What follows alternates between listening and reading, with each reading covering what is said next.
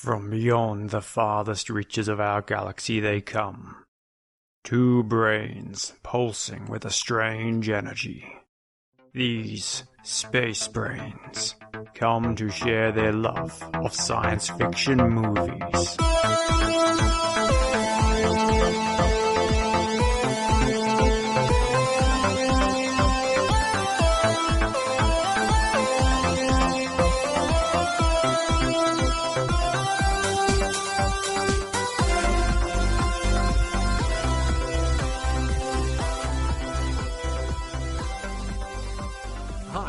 Welcome to Space Brains, the show where we joy-watch sci-fi movies and then talk about what was good and what was great.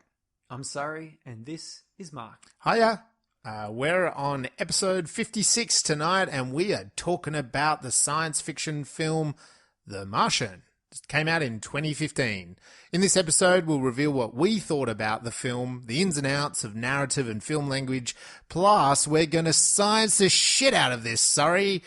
That's what we have the main character say when he gets stuck on Mars. But it's not, Mark is usually quite not so potty-mouthed as that. That's right. Far more refined. But I love that line of dialogue in this film. It's directed by the one and only Ridley Scott, massive science fiction filmmaker, and written by Drew Goddard. He has also written quite a bit, Buffy, Angel, TV shows. Is all part of a lot of episodes of those shows. The World War Z screenplay and also The Cabin in the Woods. Plus he's got a few other ones about to come out. So well and truly respected Hollywood screenplay writer. And it is based on a very well-known popular book. From what I gather, I have not read this book by Andyweir with the same title, The Martian. The Martian. It was a self-published originally and Right. It got picked up. So there you go, self-publishers unite, it is possible. It is. So turn back now though, if you haven't seen this movie, go and watch it. It's worth it. And then tune back in, because this is your spoiler warning. Warning. So look, I think I already let the cat out of the bag before, or the man stuck on Mars. I think I already sort of said that. Yes. Basically, it's a pretty simple premise, and that's why this film and story works so well, is that we have an astronaut who becomes stranded on Mars. And when you're stranded on Mars, you basically got nil chance of survival. If you're on your own, it's years back to Earth, or years for help to come get you. It's even worse than the basic castaway scenario. Robinson Crusoe, at least, was on a hospitable planet in the tropics where, let's face it, it's not so bad. No, it's not terrible, Castaway with Tom Hanks, you're stuck on the island after a plane crash. You get coconuts and crabs, though, I'm expecting. Wilson. He has no Wilson in this. He really should have. Sorry if that spoils Castaway. There is a character called Wilson. Go check it out. Not science fiction. But yeah, basically he has to decide whether to survive. Is it worth living and surviving, and try to plan to get a signal back to Earth to let them know that he is actually alive and all alone. Poor little Matt Damon. Matt Damon. I'm Matt Damon. We love you, Matt. We do love Matt Damon, but you also love South Park. What was your number one takeaway from The Martian, sorry? The Martian paints nerds in a positive light. It does. Nice. I know. It's good. That's what I do like. The portrayal of these rather serious, science and engineer people. Quite good. They weren't all, ridiculous caricatures. Yeah. But they were believable people, I think. That's my takeaway here. I'm just getting a bit sentimental about the thought. And I've got to add a little space brain note onto this, because we have talked about this before, sorry.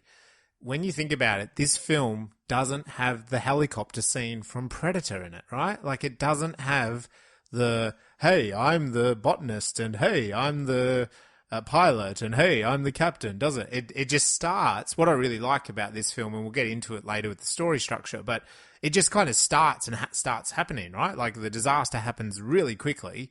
They evacuate Mars. And even then, we know who the captain is and etc. We know kind of their roles because of decisions that have to be made, but we don't get that scene in the helicopter, which is awesome in Predator, but so many other movies seem to slide off when they do it gets a bit cliched. And this film doesn't have to do it. The other nice thing about this film is it doesn't have the intro, the voiceover written like it doesn't say in the year 2035. I think this film was 2035. The Ares probe missions were first sent up to Mars. This is the third one where someone's going to get stuck. Now join the story. Yeah, that's right. I think we can, because I always find it's just a little bit patronizing. When you couldn't have squeezed some of that information into the story itself. Yes. It's some films it sort of suits. That's the style, almost like a biopic sort of documentary style. Often can get away with that because, well, you watch yourself these things and they often have that, like a little blurb at the start telling you the setup for the documentary. Yeah, definitely. We have an extra personnel in our studio tonight. We do. We've got a third space brain. Just Hugo, the dog, is there, and he's making some noises in his sleep. So it ticks a lot of the space brains boxes from not just being a good sci-fi, but a great sci-fi, The Martian. Oh, yes. So there's science and there's fiction. Tick. What more could you want? Well, we don't want any more. Well, tell me, though, is it a hope, a warning, or an experiment? I found it a bit difficult to actually categorize this, but I ended up running with, drum roll please, experiment. I just feel like it's just literally, like it's a what if. It's a real obvious what if. Like, let's go to Mars and... Okay, that in itself could be dangerous. Like, that itself could be very dangerous. Astronauts on Mars, as we know, it's dangerous. But then what if one guy got left behind? You know, so it's just kind of like a real, to me, what if? Like, what happens if you got left an astronaut behind on a planet and, you know, as we said before, it's not a tropical island with bananas and coconuts, it's Mars. As a writer, you'd be... Because I'm looking at this from Andy Weir's point of view. Yeah. Going, okay... Premise is he gets stuck on Mars. You'd have to now go, okay, well, what beginning conditions would be required for it to be possible to survive? Yeah, to be plausible. So that's kind of an interesting thing. Yep. And for example, one of the main beginning conditions in this one is his potatoes. Yes. It would have been entirely probable that he did not have potatoes because that was a Thanksgiving dinner. So it's just coincidental they're going to be there at Thanksgiving. Yeah. And they hadn't yet eaten the potatoes. But sorry, I even feel I'm glad you mentioned the potatoes. Yeah, like I agree. They had to have the potatoes, but then also on top of that, like he's a botanist. And it's a really nice moment in the film that he says, like, I can figure this out because I'm a botanist. And they sort of emphasize that, but that made it extremely rational that he would be able to figure that out, you know, like make a greenhouse. Like not everyone could do that. You know, and so it gave it a lot of credibility that is his science. And of course, we all do know that, you know, every astronaut is not just an astronaut that NASA send into space. They are all very highly specialized in some field of science. And they do have crossover a little bit. Like, so he's a botanist, but he has an understanding of physics and engineering and, you know, astronavigation. He would have, you've got to learn some of that. Sure, his speciality is deep in botany, and he's not going to know as much about piloting and the required sort of mathematics for that as Martinez. But he would have an idea of what was going on there. Yeah. They all, and that's the thing. They all have an idea of, you know, the general rules of science, or more than that, really, like a deep understanding of all sciences, really. Yeah. But then they're highly specialized. So it is a good experiment. I think it's an experiment. What conditions would you have to start with, and then the problems that you'd come with? How could you it's almost like a closed room murder, you know, where you go from here's the corpse, how did that do it?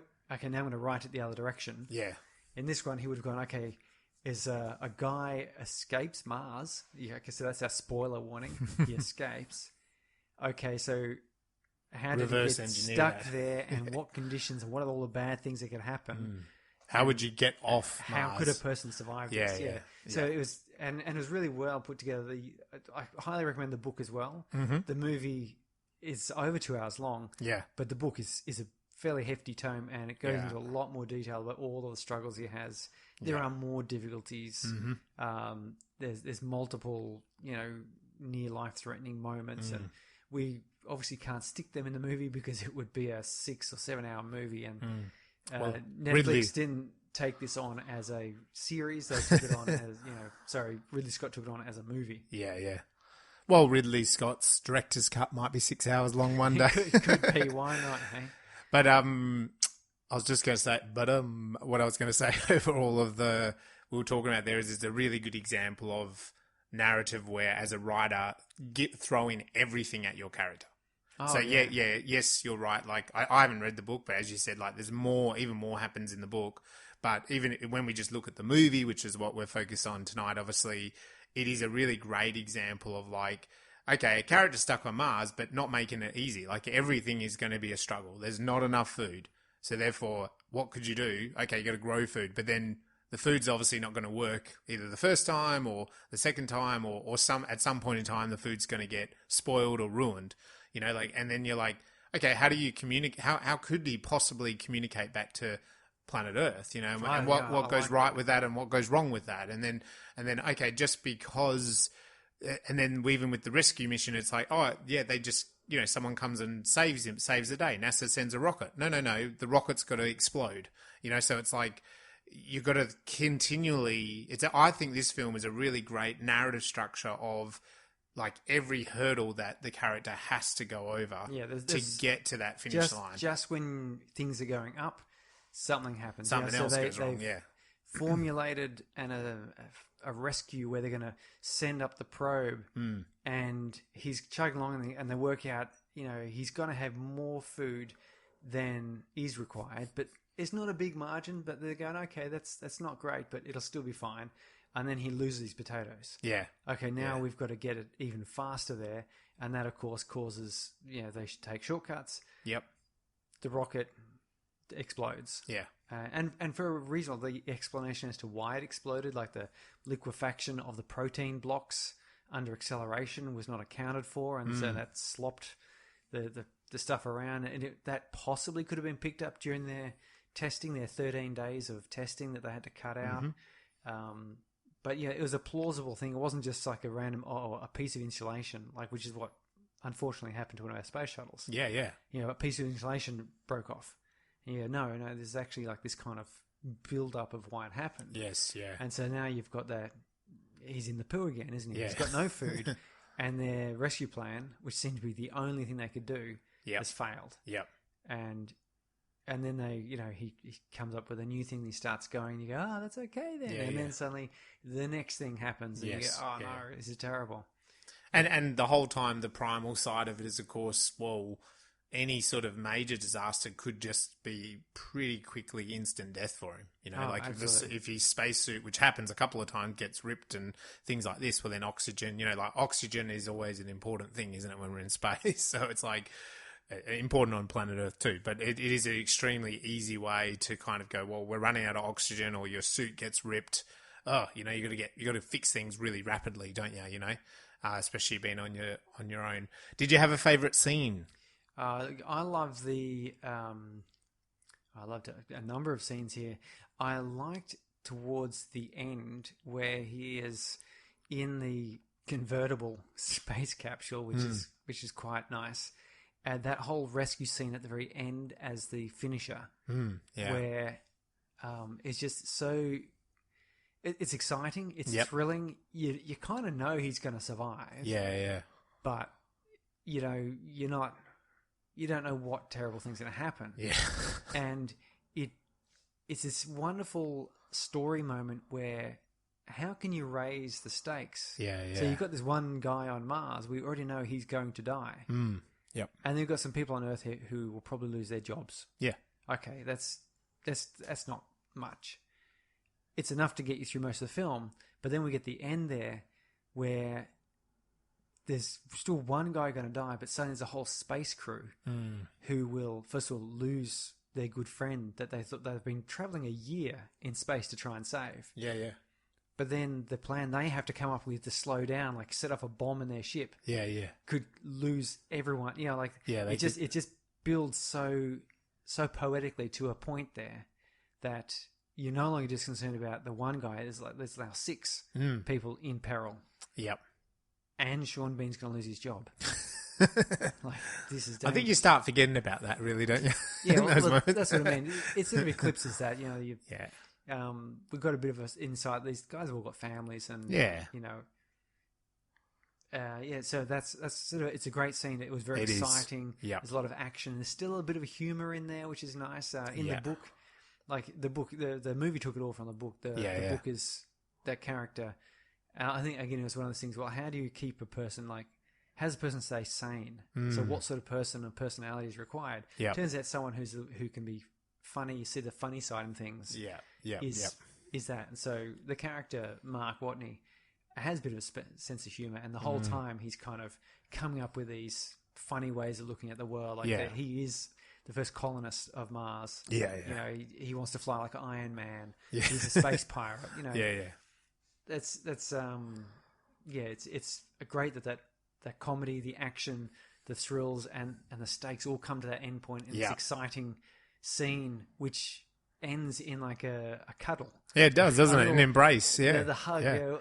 We got you. You know, I wrote it down as an embrace. It's not an embrace like a romantic one, but it is an embrace, isn't it? Yeah. Well, it's old friends who haven't seen each other for years and didn't think they were ever going to see each other again.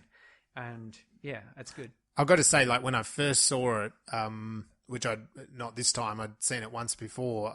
That final ending, it is a real, because you just kind of know in space, and the movie set it up with all the science, but it's like, you know, they keep talking about, well, we're coming in at this fast, and, you know, 42 kilometers an hour, and then he's, you know, if we hit him at that, you're like, geez, yeah, you'd like spin him off somewhere else. You're not going to catch someone at that fast. No. You know, it's like driving down the road. I mean, you know, 40K is not that fast, but if you're trying to like catch a person, you know, and then so they, you know, they keep the rider has kept turning that screwdriver, hasn't he? Because it's kind of like, oh, we've made it here to Mars, but then we're actually like 300 kilometers apart. And you're like, oh, you're so close. And then it's like, and then they get his rocket off Mars, and then it doesn't get as high as they had projected. And so then they're like, oh, now he's 400 meters away. And then, you know, the captain's going, well, I'm going out there. You know, she goes, I'll go out and get him. And of course that classic, you know, rope is going to run out. And it's like, you know, and they say that, they go, oh, now he's like 400 meters. And you go, oh, can be so close.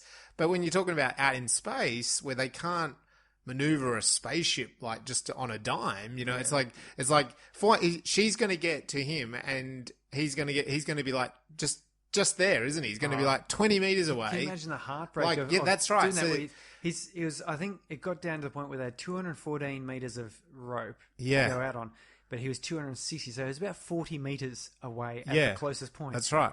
That's close enough to see a person quite clearly. Yeah. And you'd just be seeing them, and they just and then drift they off just again. slowly and float. like, and we don't have, you know, they've said they've had good old raising the stakes, turning the screwdriver. They've used up 80% of the fuel, so they only got the 20% to get back to Earth. So if they use any more, then they're just stuck. And so, but is he just going to then drift off and then be stuck rotating around Mars? just be a new orbiting and planet then die, you know, run out of oxygen or whatever. So it's one of those thriller kind of endings, even though it's a very science fiction film, isn't it? It's a very thriller, nail biting finish, because you're like, he's so close to the finish line of getting there, but then, and this is, you know, like, are they going to do it? Because you see other movies sometimes, and they just, you know, they deliberately don't do it, don't they? You know, and I don't want to talk about another film, but like, there is a couple other films where, especially in space, where there's close, but then they just don't make it. You know, the person doesn't make it. Well, Interstellar was one we did earlier, where there's at least one situation where that happens, where they're so close to being rescued or saved or whatever, and they don't quite make it. Yeah, and because that time lag is going, go back to Interstellar and do that. Mark Wahlberg and Ridley Scott, not Wahlberg. He would have made another interesting Mark. See, it's just so many Marks this week. I'm really stuck on it. Matt Damon and Ridley Scott did talk about the film called Touching the Void, and that's a documentary. And it's about the two Mount Everest climbers. They climb up. One has to cut the rope, and it's a great documentary. But they actually talked about this film, The Martian. They wanted to capture a little bit of that idea of like someone being really stuck, isolated, and then other people knowing that they're sort of stuck and isolated but can't get to them. Yeah. And what that experience is also a bit like, you know, and because Touching the Void does that. And I feel like that climax of the film did get to that point, you know, and it's a really good doco, that one, actually, if you want to get. A lot of it is reenactment and then the a couple of interviews, so it's kind of one of those, it's almost like a film, really, you know, the way they've done it. So what about something recent, science fiction, creative? What have you been up to? I'm doing pre-production for a film called Harold the Plumber. Harold the Plumber. Yes, Not science fiction. I read, kinda? No, it's not. Well, yeah, it has a bit of magic in it, I suppose. There's magic toilet water. But it is going to be a bit comedy drama is the genre that it's in there. I mean, there is, magic toilet water. We're in full steam pre-production with a June production date. It's all sort of getting locked in. I've got my Harold. He's actually an old actor friend of mine, because Harold is someone in their 60s, and so he's locked in. I was really keen if he would come out of retirement. He's a retired actor. So I kind of rang him up and was like, I've got this script, send it to him. Are you willing to come out of retirement? I don't know what the deal is with you at the moment in terms of, are you just done?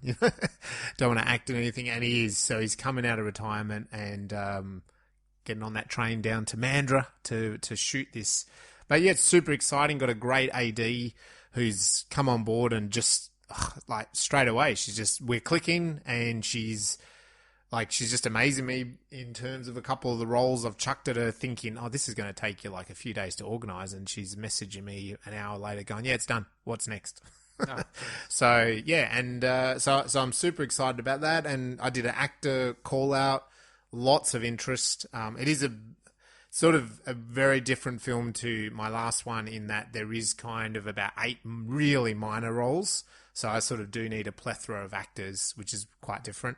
But yeah, things are ticking over, but nothing in that realm. It's not a science fiction film. But yeah, they're very crass. That's pretty close, isn't it? Maybe. Yeah, if we bring across our spacebrains audience, that will get to see Harold one day. Hazza. How about yourself? Science fiction related. I have been working on some technology related stuff, of course. Mm-hmm. There was a new website I had to work on for a little bit. Yeah, spacebrains.com.au. Yeah, so that's... Looks fabulous. Go check it out. Let us know. I've still got a couple little tweaks I want to make on it, on some of the pages. But otherwise, it's getting along there. My wife was super impressed with it. She loved it. She also loves what you've done with her beautiful photos, and tweaked them and made them a little bit better in the terms of adding those backdrops and stuff. So go check it out. You get to see us with big alien brains. So go hit it up. Copy and paste those photos. Share them around. Send them to Hollywood, and maybe we'll get Matt Damon on the show. Matt Damon. Mark Wahlberg. All of them. All the guys from The Martian. Hey, why? Yeah, Mark Wahlberg. Why not get him on? He was in Planet of the Apes, wasn't he? Yeah. So we'll do that. This is science fiction action. Yeah, definitely. Not a problem. Yeah, and the writing group rocking along that, sort of plodding along, doing that screenplay on that. Yes. So had good discussion at that writing group about you did. that. Yeah. Which was constructive. So that's quite good. But we do have. We can finally give a bit of news. We can. And if you've been following our socials, you would have come across it already. Yeah. But for those of you who are just into the podcast, just a podcast listener, because let's face it, there's got to be a fair few of you. Yes. Based on the number of people following our Facebook compared to the listeners. But anyway, the inaugural Spacebrains Sci-Fi Film Festival, which is an international science fiction film festival. It's taking place Saturday, 21st of March, 2022. That's next year. That's next year. But if you listen to this episode in the future, it could be in the past. Yeah, I mean, eventually. But anyway, not to confuse you. This film festival will be occurring in around the third week of May for years to come yet. Yeah, it's going to be one of those huge ones like Sundance. If you miss the 2022 one, Cannes, come on to the 2023 one. It will just always be happening. It'll be worthwhile. It'll be a staple. Mandurah for it.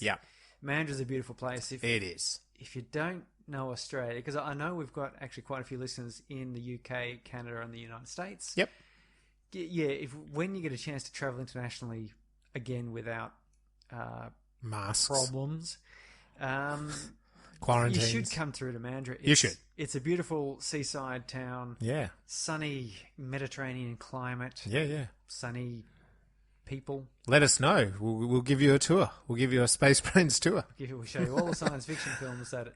Actually, now that Otherworld was filmed by Ben C. Lucas. It was. Filmed 30 kilometres to the north of us here, just near Rockingham. Well, it's on the train line. It's on the train line that we have. Line. We can show you. We can just all get on that train. You'll love it. Yeah, it's fantastic. So come to Mandurah for the Science Fiction Film Festival. And we have some categories. What are the categories, Mark? We have a feature film category. We have then a short film category, which is... we have a international category. We have an Australian category. And what I'm especially proud of and super excited of is a Mandurah and regional Western Australia category. So we really want to put a bit of a spotlight on some local science fiction writers, filmmakers, talent, and hopefully promote that. And then, of course, for anyone that considers themselves a student, whether it's at university or high school or primary school, and wants to make a science fiction film and submit that, we are super happy to accept that and check it out. It's part of our vision to be able to inspire people to entertain us. We're basically just looking for what we consider to be science fiction, so a film that does have some sort of speculative science involved in it. And look, to us, that can be anything. Like if you go back, look at all the films we've looked at, it could have time travel. It could have like a psychology experiment, like The Discovery, or time travel like Back to the Future. What else could it be, sorry? It could also be time travel like...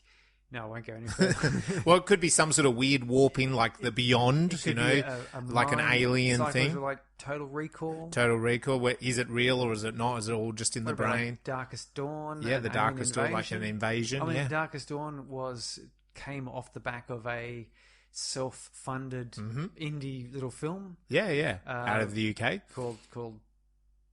Oh, I can't remember what it's called now. Anyway, check it out. It's Drew Carson. Or Casson. Drew Casson. Yeah, yes. That's it. So, anyone that wants to get involved, you got basically 12 months from this episode tonight. You'll have exactly 12 months to really, put your thinking and creative space brain hat on and come up with a science fiction film. Get out there, shoot it, submit it. We've already started receiving submissions. We have. We've already received some, which is fantastic. Which is super excited. We do have an early bird deadline. We do. Check out filmfreeway.com. Yeah. Check out spacebrains.com.au, and that'll also lead you through. Yeah. Or that give you a bit more information about all of this. Yes, okay, well, let's get onto this film then. Yeah, so look, we've already mentioned a couple of things. The film is based on a book of the same title. And it is also directed by Ridley Scott. What other film did Ridley Scott do in science fiction? Alien. Of course, Alien, which we've already done on Space Brains. That was number 5. Is he the first director that we've done 2 films on? I think he is. I feel like he is. I feel like he is. We've done actors a couple of times. Actors, and we've done writers. So John Sayles, for example. Yeah, John Sayles is up there because he didn't direct both Alligator and Brother. He wrote both. So he's the writer of 2 films, yeah. I think Ridley Scott is coming up on his second one here. So recently I actually also looked at Raised by Wolves, and I know he directed an episode of that, which is it's a TV show. Set in the future of the robots and all that sort of stuff. So quite an interesting idea. But yeah, Ridley Scott, a lot of us should recognise him. If you don't, definitely go and check him out. We've mentioned Matt Damon. He plays the lead of character called Mark Watney. We're other actors. We have Jessica Chastain, Kristen Wiig, which is a very different role for her. She's normally in comedies. And so is Jeff Daniels, the guy that's head of NASA. But they play a good role. Michael Penn has been in quite a few other sci fiction. Sean Bean. Now, every time I see him... Sean Bourne or Sean Bean? You got to I choose, can't. man. You got to choose. See, Hey, being Sean Bourne. I don't want to ruin Game. I don't want to ruin. Am I going to ruin Game of Thrones? But every time, come on, Ned Stark. I mean, is he ever coming back? Sorry, he famously dies in most of the things in. he does. If Doesn't you watch he? Ronan, he plays that same character. Lord of the Rings. Yes, he plays that same sort of character. Yeah. He dies. He's such a good actor, but anyway, he always dies. He does in the film. voices, He has a narration great in voice. Civilization 6 computer game. Because he's got a great voice. I can't even. He does. Look, it had this film. The Martian was filmed a little bit in the UK, USA, but I think that was pretty residual. Hungary, huge soundstage. They say it's one of the biggest in the world, and that's where primarily most of this film was shot, as you can imagine. Ridley doesn't quite have the budget to ship Matt Damon off to Mars, I don't think. Maybe in the future. They will send actors there. If Elon gets his way. Yeah. And also Jordan, which I found this interesting. I was just sort of looking online. That's sort of some wide shots where it looks very much like Mars. And it's actually, they shot in the same desert in Jordan where other films about Mars have been shot. So that's obviously the Mars location. So I don't know exactly where it is. It's funny because there's that place in Chile which is very similar to Mars. Like it's the driest desert in the world. It just doesn't rain there, and they use that for experiments to see how life might be like on Mars. Yeah, because it's totally dry. It's got no life.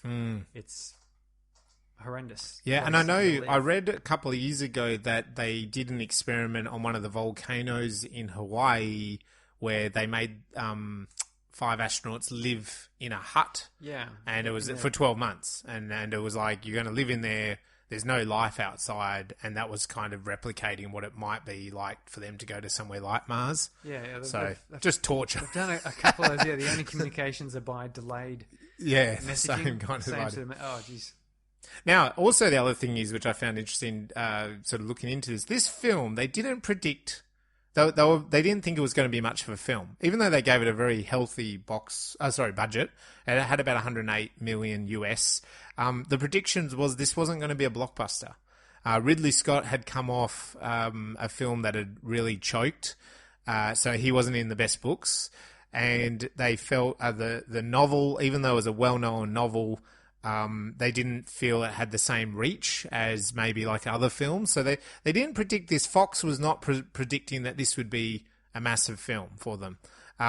However, it just tore the box office apart. And I was going to say also, Matt Damon is an actor that some of his films have been very successful and some have not as well. So they sort of had this weird mix of, is this film going to be successful? It ended up in 2015 being Fox's biggest success. So it was their biggest film, biggest blockbuster, and it grossed worldwide about 630 million US. So that's some good dollars. It's probably not a bad return, I don't think. I wouldn't mind a little bit of that. No. Interesting why they thought it wasn't going to be the biggest, but yeah, anyway, it did. So let's get stuck into the plot, Surrey. How does this film begin? Do we get a voiceover?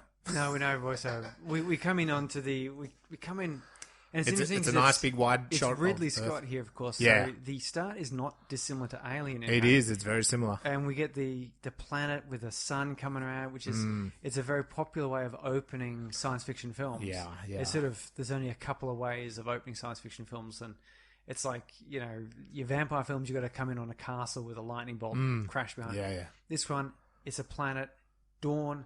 We're coming into Mars. It's also silent. That seems to be his style. So It's kind of a bit eerie. You know what I mean? Like there's an eerie factor to it. Yeah, that's silence. But then we rapidly coming down to a team of besuited astronauts upon this planet doing their work. There's a bit of play, what do you call banter between Martinez and Watney. Yep. Watney's collecting dirt samples, and Martinez making a joke about the fact, did you find any soil there? Did you find any dirt there? And of course the response back is, well, least I'm doing something useful. What are you doing? Like, you're checking to make sure that the MAV is still there? Is it? Is the door closed? Yeah. And he says, check, the door is closed.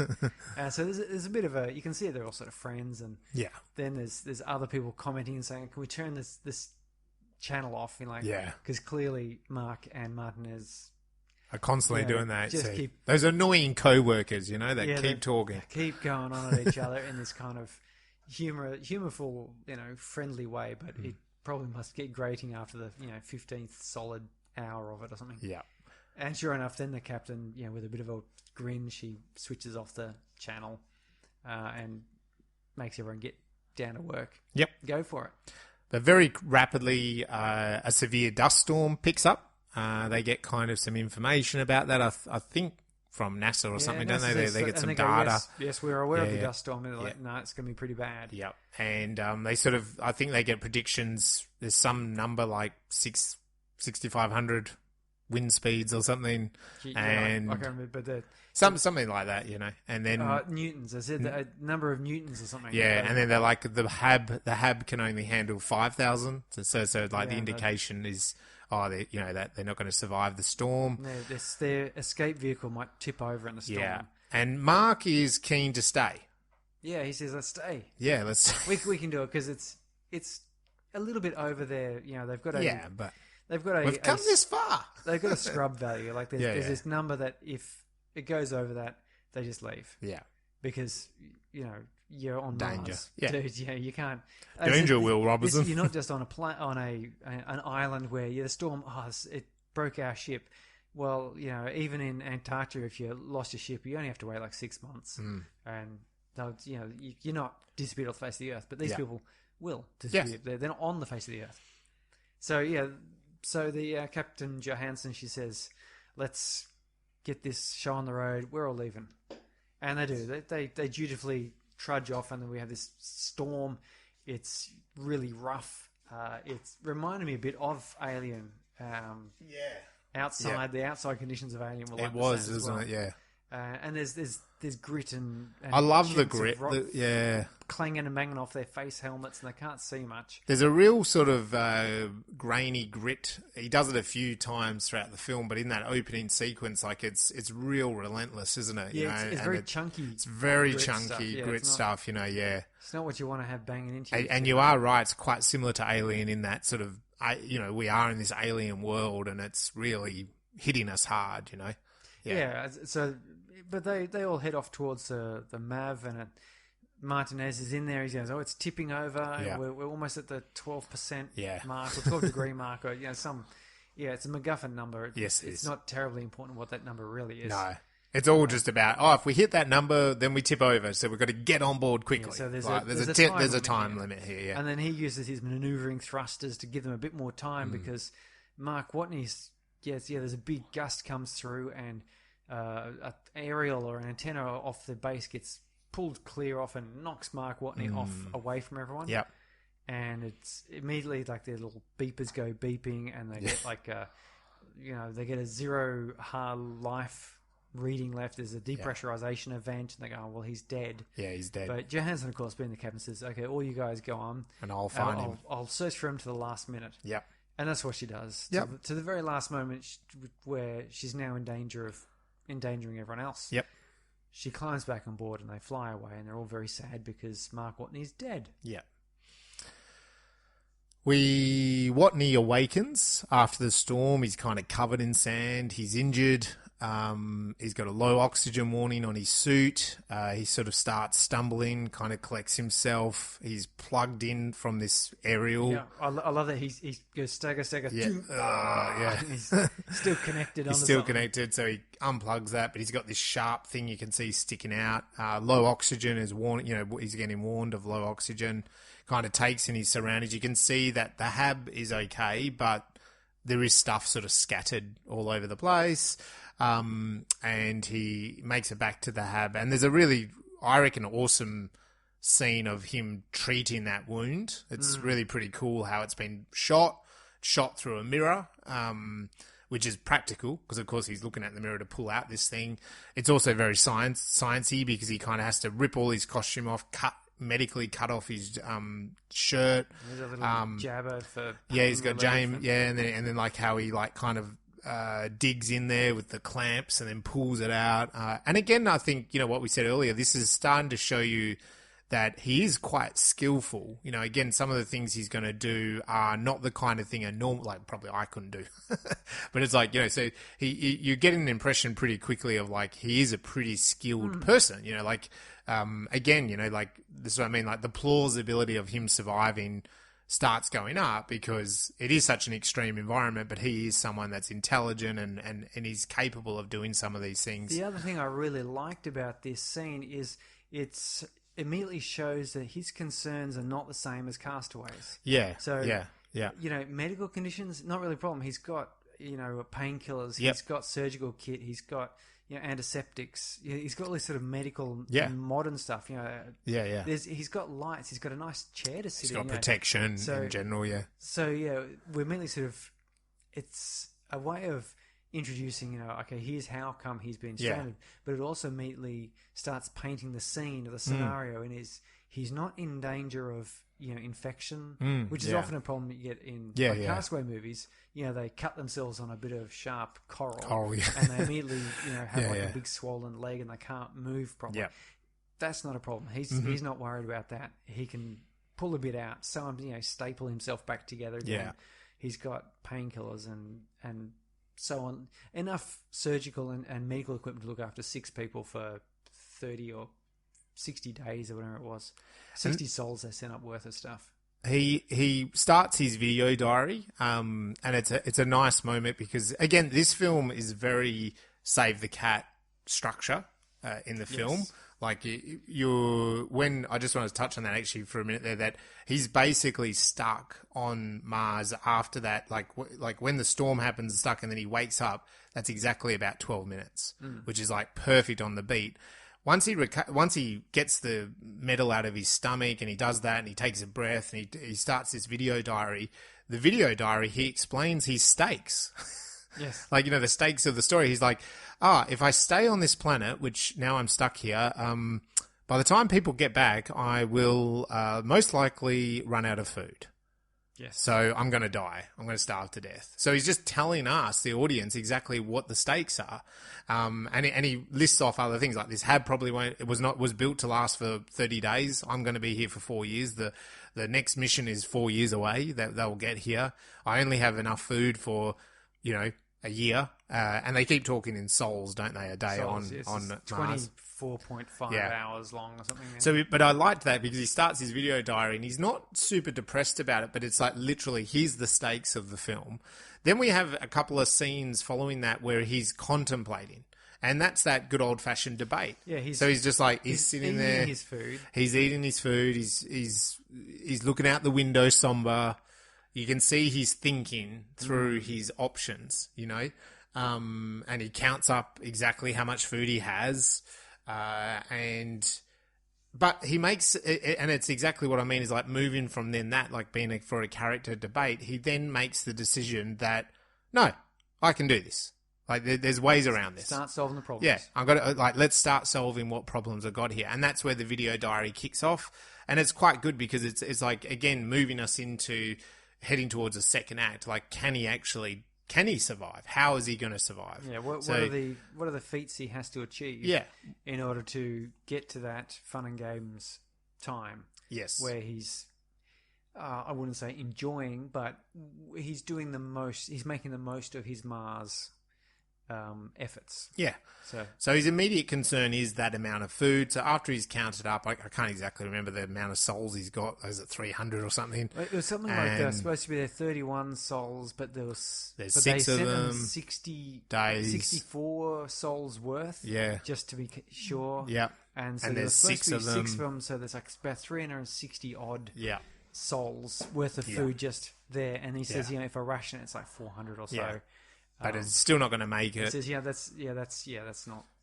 But then he has this brainwave of the potatoes. So he runs over and there's this special meal box, which is Thanksgiving, labelled Thanksgiving, and he's got a stack of potatoes, dry sealed, something like that. What do you call it? Vacuum packed. Well, see, in the book it explains that because it's NASA and they're American, they have a Thanksgiving dinner. Yeah.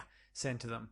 And they wanted to have for the crew's mental health and well-being, they wanted them to experience the process of cooking the meal together. Because all their other meals are all, instant, ready to eat stuff. And so this one here, they had potatoes that needed to be roasted. And there were a couple of things like some gravy that had to be made and stuff. It's supposed to be a play activity, basically, for them. Yep. And for which he's grateful because he has real live potatoes. Yes.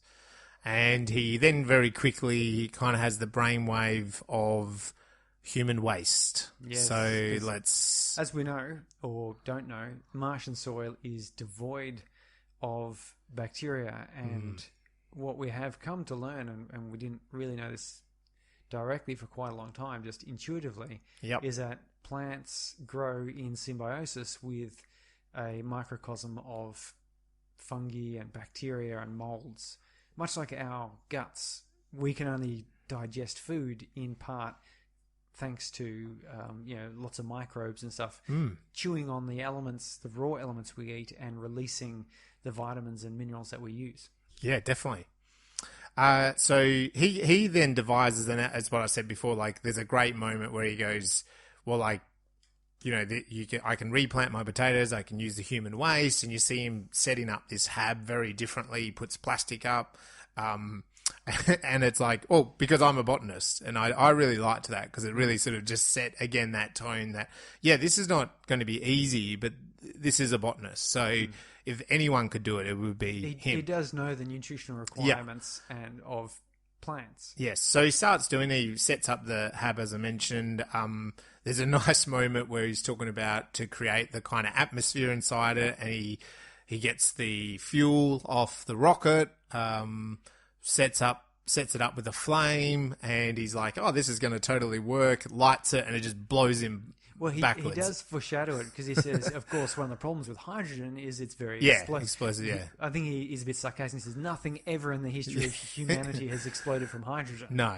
Obviously, make a reference to certain what's about to disasters. happen. And then, of course, he goes plump plump, and he's about to celebrate, and it goes kapoop. Yeah, it's a great moment, I thought. And he gets thrown backwards, and again, in the book, there's sort of additional complications from that, But in this, it was pretty simple. He redoes it, sets a slightly smaller amount, and sure enough, we get this. The fuel drips down onto his catalyst, which breaks off the hydrogen, which flows up, and then he has this flame, and if he sets the hydrogen, the drip rate and the flame size just right, hydrogen burns to form water.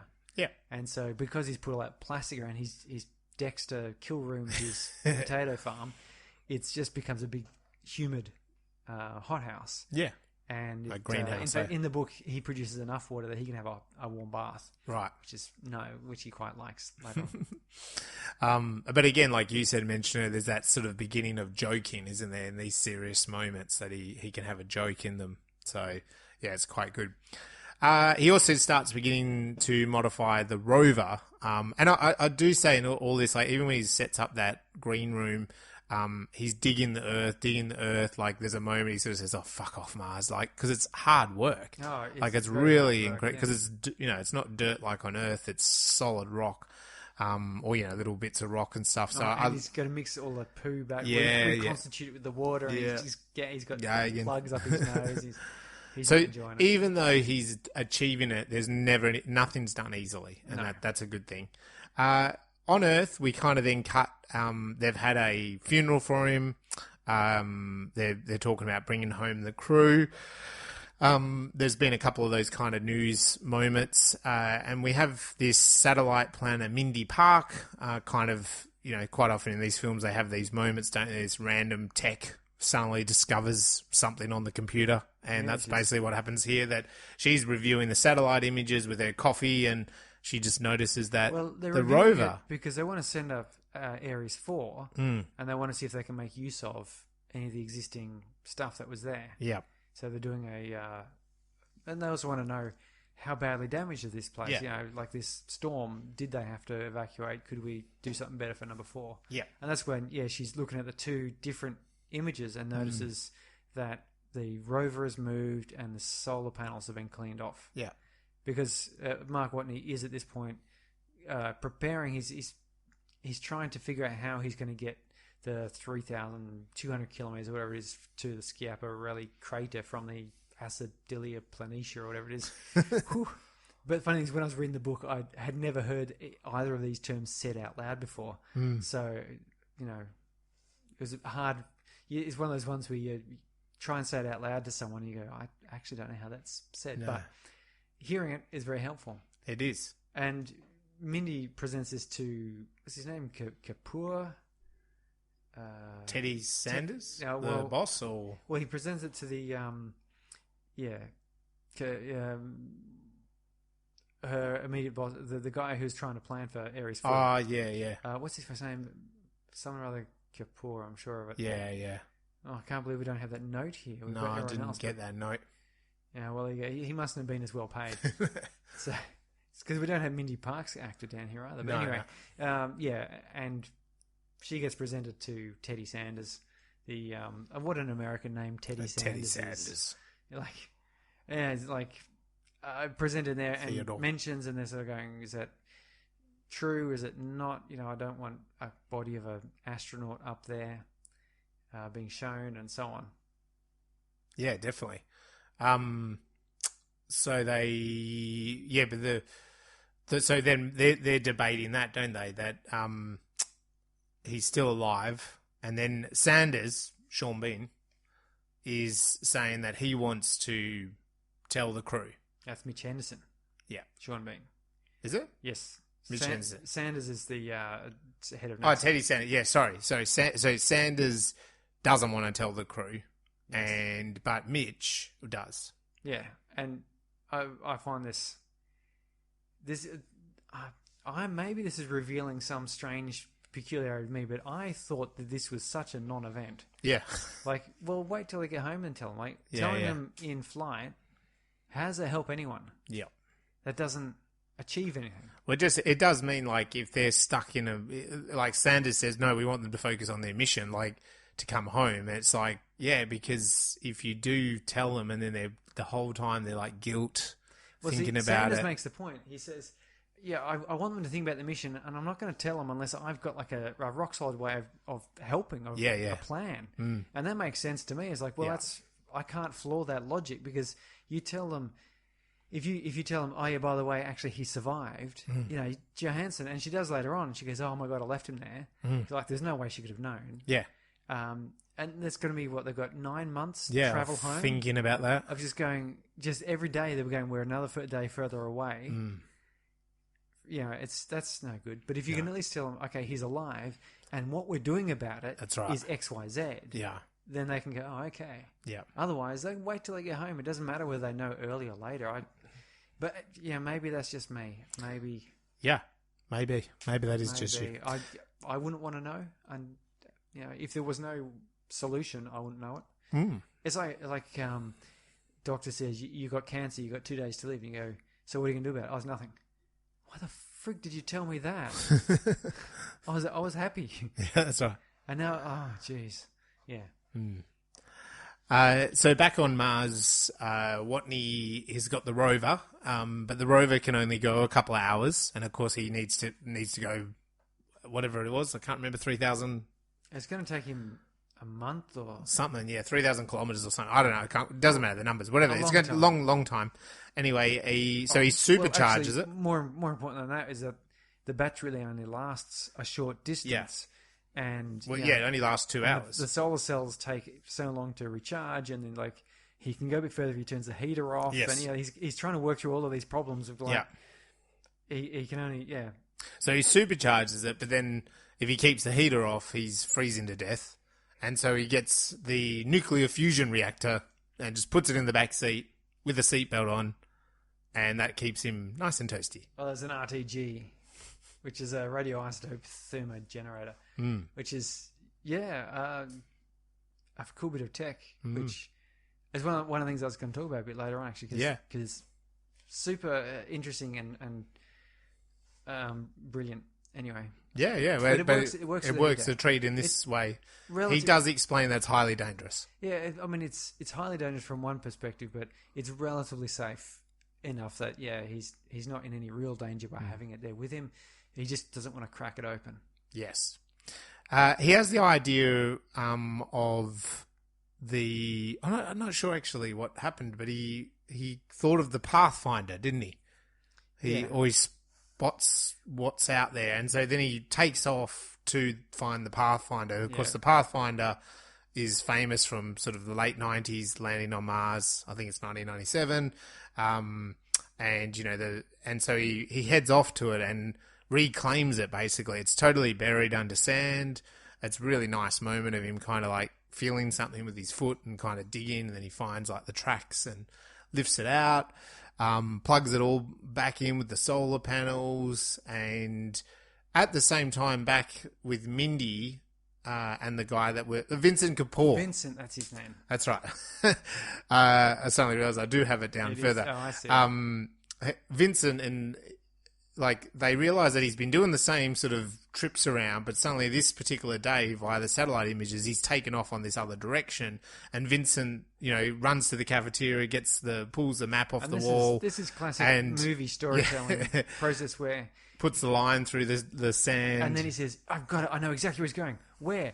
And he runs off. It runs off into the distance. No time to explain. No, and it's like an aeroplane as well. Like he's taken off to another site. And what it is that always leaves the audience going, What is it? What is brilliant it? thing should we have guessed? Yeah. And of course he gets this other place in the Jet Propulsion Lab. Good old JPL. And they get there and he's rounded up scientists from the 90s that all worked on the Pathfinder. And it's kind of like, I mean, again, it's good movie telling, isn't it? That as Mark is sort of unplugging and turning everything on, they're unplugging with these scientists that built it in the 90s, a replica of the Pathfinder. Yeah, right. And it explains in the book nicely, actually, that every time when they send this stuff off, they do keep a copy of the stuff at home. Yeah, because they've had to do this on some of the Apollo missions and things where they've had to jury rig stuff. Yeah. And the astronauts up there, they're in the heat of the moment. They've got clunky gloves. They're not the best things. You want a whole team of engineers, all using their brain, in relative safety, where they can think about these things. And so they have a replica of the Pathfinder. It makes a lot of sense. Yeah. If they get a shonky message, because I do this at work, I do support on software, and we have a replica production system that's not plugged into production, but it has all the same software, all the same configuration, everything. So if we spot a problem in production, we can then start experimenting on this system to find out what it is and how to fix it. Yep. And then we can then test our fixes, and then we apply it to production. Yeah. Makes a lot of sense. This is explained in the book, that this is what they've got here. They've got all of this old stuff, and they had to really dig this one out. Mm-hmm. But that they've got it there for that purpose of, well, if something failed up there, they could find out what could have done it, and if they could recover it. Yeah. Yes, it's wonderful. Yeah, it is. It's a cool thing, but it's good, again, movie telling. I don't know if this would happen in reality, but it's kind of like Mark is turning on the one on Mars, and they're turning on the one in the JPL lab, JPL at the same time, aren't they? And it's like talking to each other instantly. So it's good timing for movies, I think. And he does this a few times here later on when they're talking about modifying his rover for the very long journey he's got to do. It's like instantly patched in. You see him drilling the holes in the roof, and then you see the dude as they're discussing the plan. So it's a good way of speeding up the story. And so but it's nice because it's kind of a bit of nostalgia, isn't it? As of science and NASA and I tell you what, like one thing this film does really cool with the science and NASA, it makes it feel extremely realistic that this is our future, as in not necessarily this sort of disaster, but like it feels like this could happen, right? Like to me, like this whole film feels it's not, people aren't in outer space and they're they've got anti-gravity and they're time traveling and speed warps and stuff like this that are all maybe plausible, but they're not part of our current science. Like the science in this film is pretty much our current science.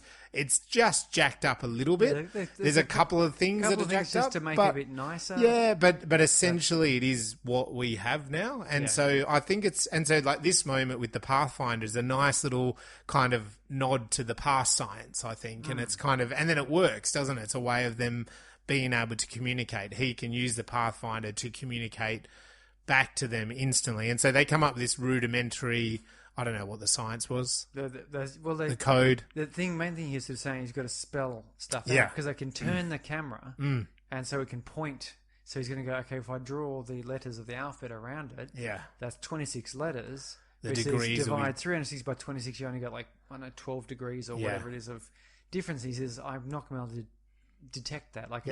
It's too fine a point. Yep. And then he goes, and in the book it goes through the maths of, well, if I got it down to 16 instead of 26, then that division results in enough separation that you can do it. Yeah. And then, of course, in computer science, base 16 is used as a way of representing bits and bytes or nibbles, and then two together form a byte. Nuggets. And one byte Popcorn is chicken. enough to represent 255 different variables. Yes, yeah. And so if you look at you could then draw a chart up and basically sort of say each of these things represents a letter or a symbol or a punctuation mark. Yeah. Then from this 16, the camera just looks at every 2 it looks at becomes combined together.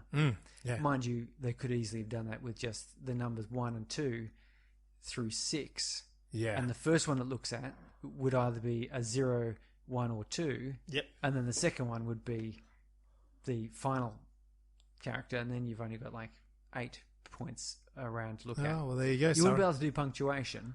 No. But I don't know, 9 points to have a full stop, because that's all you need is a full stop. Yeah. But they did hexadecimal. This plays up later because it doesn't really go into it in the movie, except you see he's got the text chat. Yeah. So what they've done is they've taken this hexadecimal thing and they've sort of passed it through. So because you imagine initially he's got to turn the camera to look at something. Yep. And then Mark Watney writes down that number, then looks at the next one, writes that one down, and then translates that into a letter. Yep. But then what you could, of course, do is the signal that goes to the camera to turn it so many degrees, you don't actually have to turn the camera. No. The computer knows how many degrees you want to turn it to. Yeah. And so you can say, when you want to turn it this many degrees, that's that letter. That's that letter, yeah. And that's quicker then, because instead of having to wait for the camera to rotate through, which takes a long time, you can just send through, okay, rotate 5 degrees, It's rotate the code 15 of degrees, the rotate 20 programming, degrees, yeah. right? Yeah. And that then just starts spelling out. And so that's when they convert. And he hacks the rover then, because the rover can talk to Pathfinder, because the rover's computer system had a simple enough user interface or simple enough programming system that they were able to provide him with the details of hacking it, because the HAB computers were more complicated. Yeah. But this one was simple enough that he could get in there and hack it to communicate, and thus they could turn this means of turning a camera into actually just sending hexadecimal characters, which naturally in computers translates nicely into numbers, letters, punctuation. And so that was that. That was his whole, hexadecimal ASCII character set thing. And it's funny that he had to go through for a notepad. He got a little a paper drawer up of the ASCII chart. Yeah. But of course it would be on, they had their laptops. Yeah. It would be on all their laptops. Yeah. It would just, it's in there. If you have a look in at the,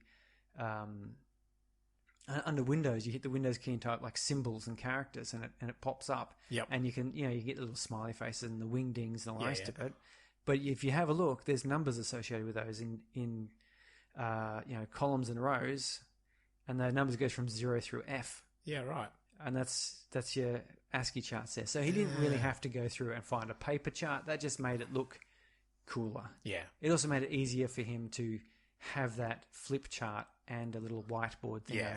It visualized it in the movie. Yeah. Showing it more. But there you go. So that was Yeah, I enjoyed that because I'm a computer programmer and I like the connection and the fact that he was doing sort of hacking of the system to change the interface. Is great. We do, after that, Watney realizes or learns that the Hermes crew are unaware, and he's quite angry about that. And there's a funny moment because they're communicating and it's live on the NASA website, and so then he like swears and screams about it all, which pretty much then convinces Sanders to allow Henderson to actually inform the crew.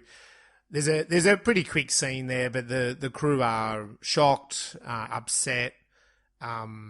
They do tell them that Mark doesn't actually blame them, but again, Captain, Johansson, yes, yeah, she takes it pretty hard, I think. Yeah, and I could imagine that because you've got to be thinking he must have only just been a couple of meters away. What if I'd spent 10 seconds longer? Yeah, there's a lot of regret, isn't there, I think, in that moment. And I mean, it all, I think the crew say, we all made the decision, and she's like, no, I made the decision. Yeah, and it's true, like the captain makes the decision. Yeah. So, and also there we've got like, this is all good sort of fun and games that's happening for a story. As we said, we've got him sort of starting to communicate and getting past the communication, growing the plants. There is a nice moment where he kind of walks past and there's little growth. And so he like jumps in there and the potatoes are then bigger and bigger. And he says to the camera, like, officially, when you grow crops, you are colonizing a place. So I've colonized Mars. Which is interesting. I didn't know that. I did not know that was kind of the definition of colon. I've never looked that up. But I've never looked that up, but it's kind of a nice little thing, isn't it? Yeah. Because I looked up the number of calories in a potato and how many potatoes you can grow per square meter, and I looked up all of that information to see whether any of this made any sense. Yeah. I didn't bother to look up that little law or the maritime law one either. Yeah. The maritime law one is true. I know that from other pirate movies. Okay. That's what my reference will be. I'm not a pirate, but I played one. I played one in the movie, and I know it's true.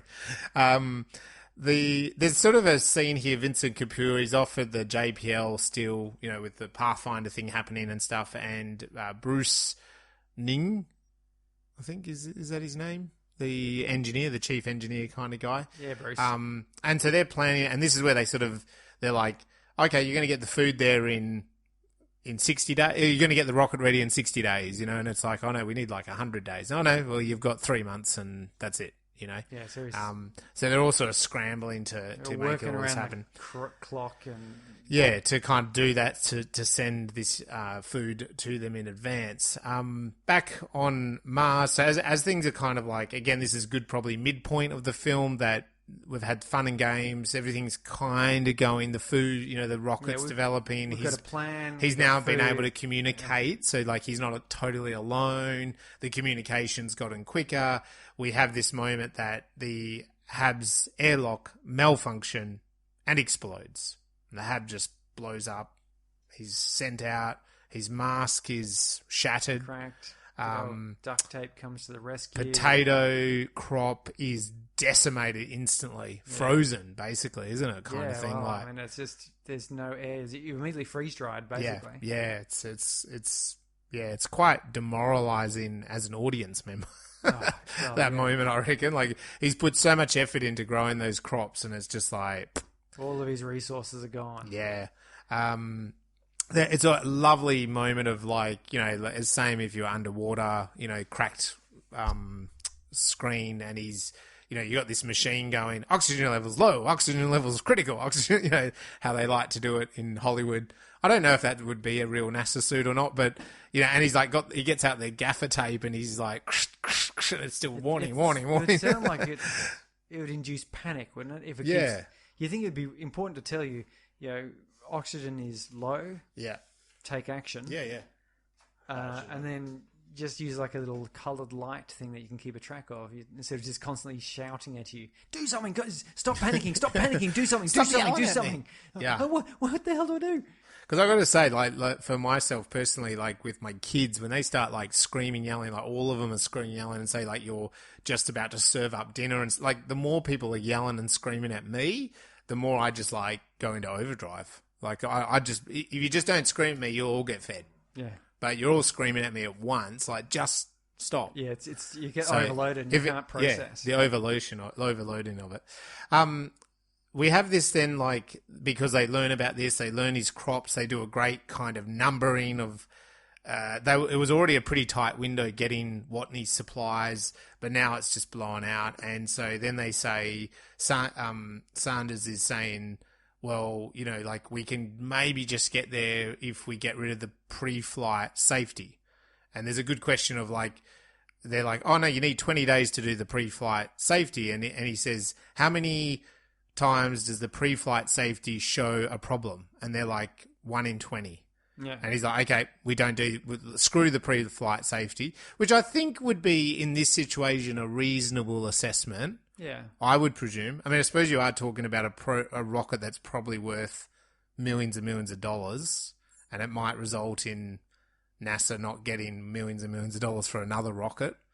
But you are talking about no one is on this rocket. Yeah, and I don't think, like, how many accountants really would sort of say, oh, no, look, Mark Watney's not worth saving. Yeah, that's right. Not this not for this $225 million rocket. You're going to be kidding me. Mm. Meanwhile, Watney is able to now talk to the crew, and there's a nice sort of scene with martinis where they, sort of he's like roasting each other, really, in the situation. Mark fixes up the hab door with good old plastic and gaffer tape. They seem to do a lot of that in this film. Oh, yeah. I'm not. That must be strong plastic. It's super strong plastic, yeah. But you can get a lot done with gaffer tape, I will say. Yeah, I mean, I even remember when I did first aid the very first time, the ambulance officer was talking about how great gaffer tape is, like, to save people's lives.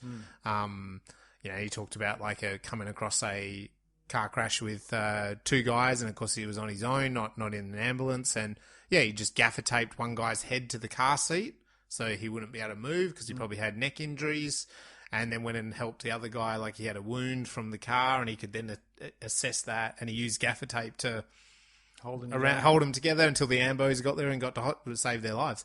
So it's like, oh yeah, gaffer tape does work. You should always have some gaffer tape on hand. And Mark Watney does, even on Mars. Yes. He seems to walk around with the stuff. He doesn't have enough food. It's totally gone. And he's run out of sauce. I really like this. He dips his potatoes in Vicodin. Yes, as you said, he ran out of tomato sauce or ketchup 7 days ago. Yeah. What's Vicodin? Sorry, I'm assuming it's some sort of painkiller or something? Yeah, from what I can gather, I've never had the stuff, but what I can gather is it's kind of a pretty trippy painkiller. People do get addicted to it. It's one of the good ones. Oh, okay. He's dipping his potato in. He's tripping out a little bit, I think, for a while. Slowly starving to death. Yeah, and I think that's a good kind of beat, isn't it? Like, the bad guys closing in that, well, he's like, if I'm going to die, I might as well go out on a bit of a high. Yeah. Yeah. Why not?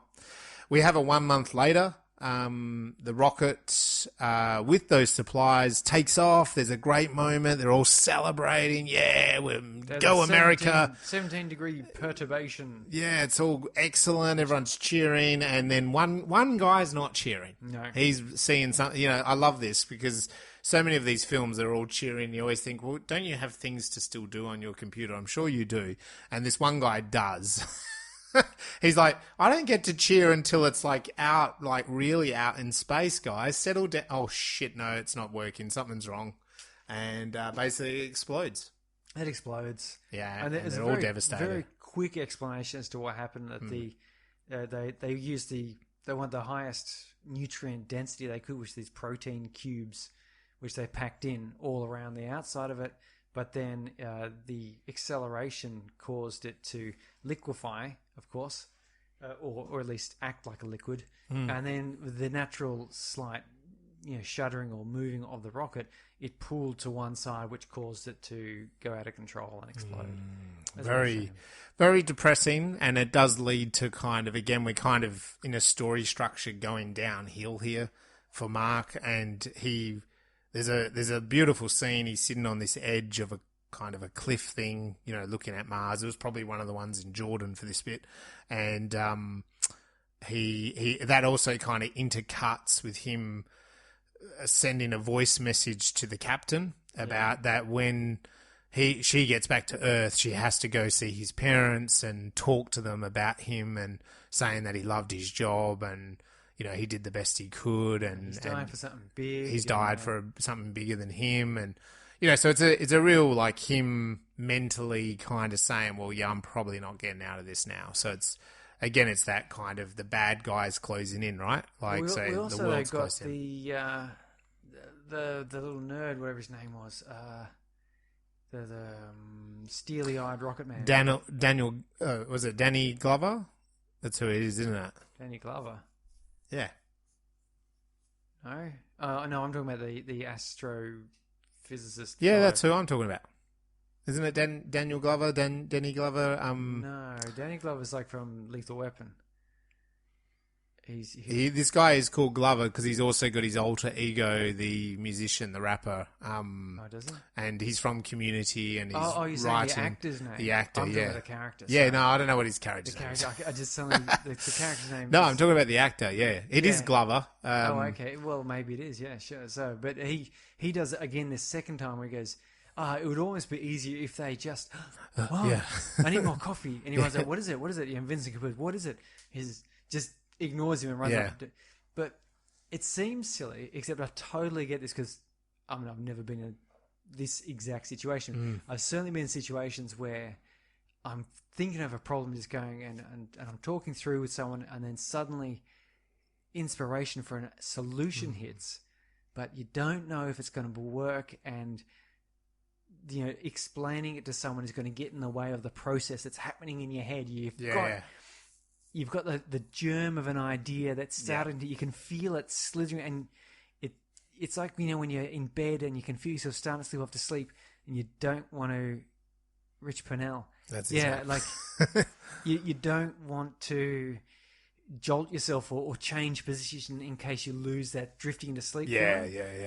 And it's the same thing. You get that the solution's coming and it's, you can't see the specifics of it, but you can see the shape of it appearing in your mind, and trying to explain it would shatter that. Yes, and I've certainly been in those situations creatively, but also at work where there's a problem happening, and I've got to come up with some sort of a programming solution, and I can go, I can feel it. I can feel it. It's there. I can. Yeah. And it's kind of like, what is it? What is it? And you go, just give us a moment. Yeah. And you start checking things, and you're looking at stuff, and you and then you start becoming solid, and then you can actually say it. And so I can understand that. Well, it's kind of like you have to, like if you talk about computers, it's almost like you have to download an idea, don't you? And you've got to kind of download it all before you can then talk to someone about it. Yes. In my experience of that, like coming up with a solution or especially in creativity, sometimes like it hits you and you've got to kind of, let me down. If anyone starts talking to you or if anything happens, the download stops. Yes, it's kind of like the internet of the 1990s. Exactly. If it just stopped halfway, you lose and that, you've lost it all because you haven't got the full grasp of it yet. No. You just know it's there. That's it, and it's coming. It's coming. It's a sneeze. You're about to sneeze, but if anyone interrupts you right now, you're going to stop. Stop sneezing. That's a good analogy. So we do cut to the Chinese National Space Administration, and they're watching the footage of the rocket blow up, and they feel for the NASA scientists. It's a real science moment, like they really spell that out. They're like, we should do something about this. We have something that could help them, but it has to be for scientists. Like I think he says scientist to scientist or something like that is the line of dialogue.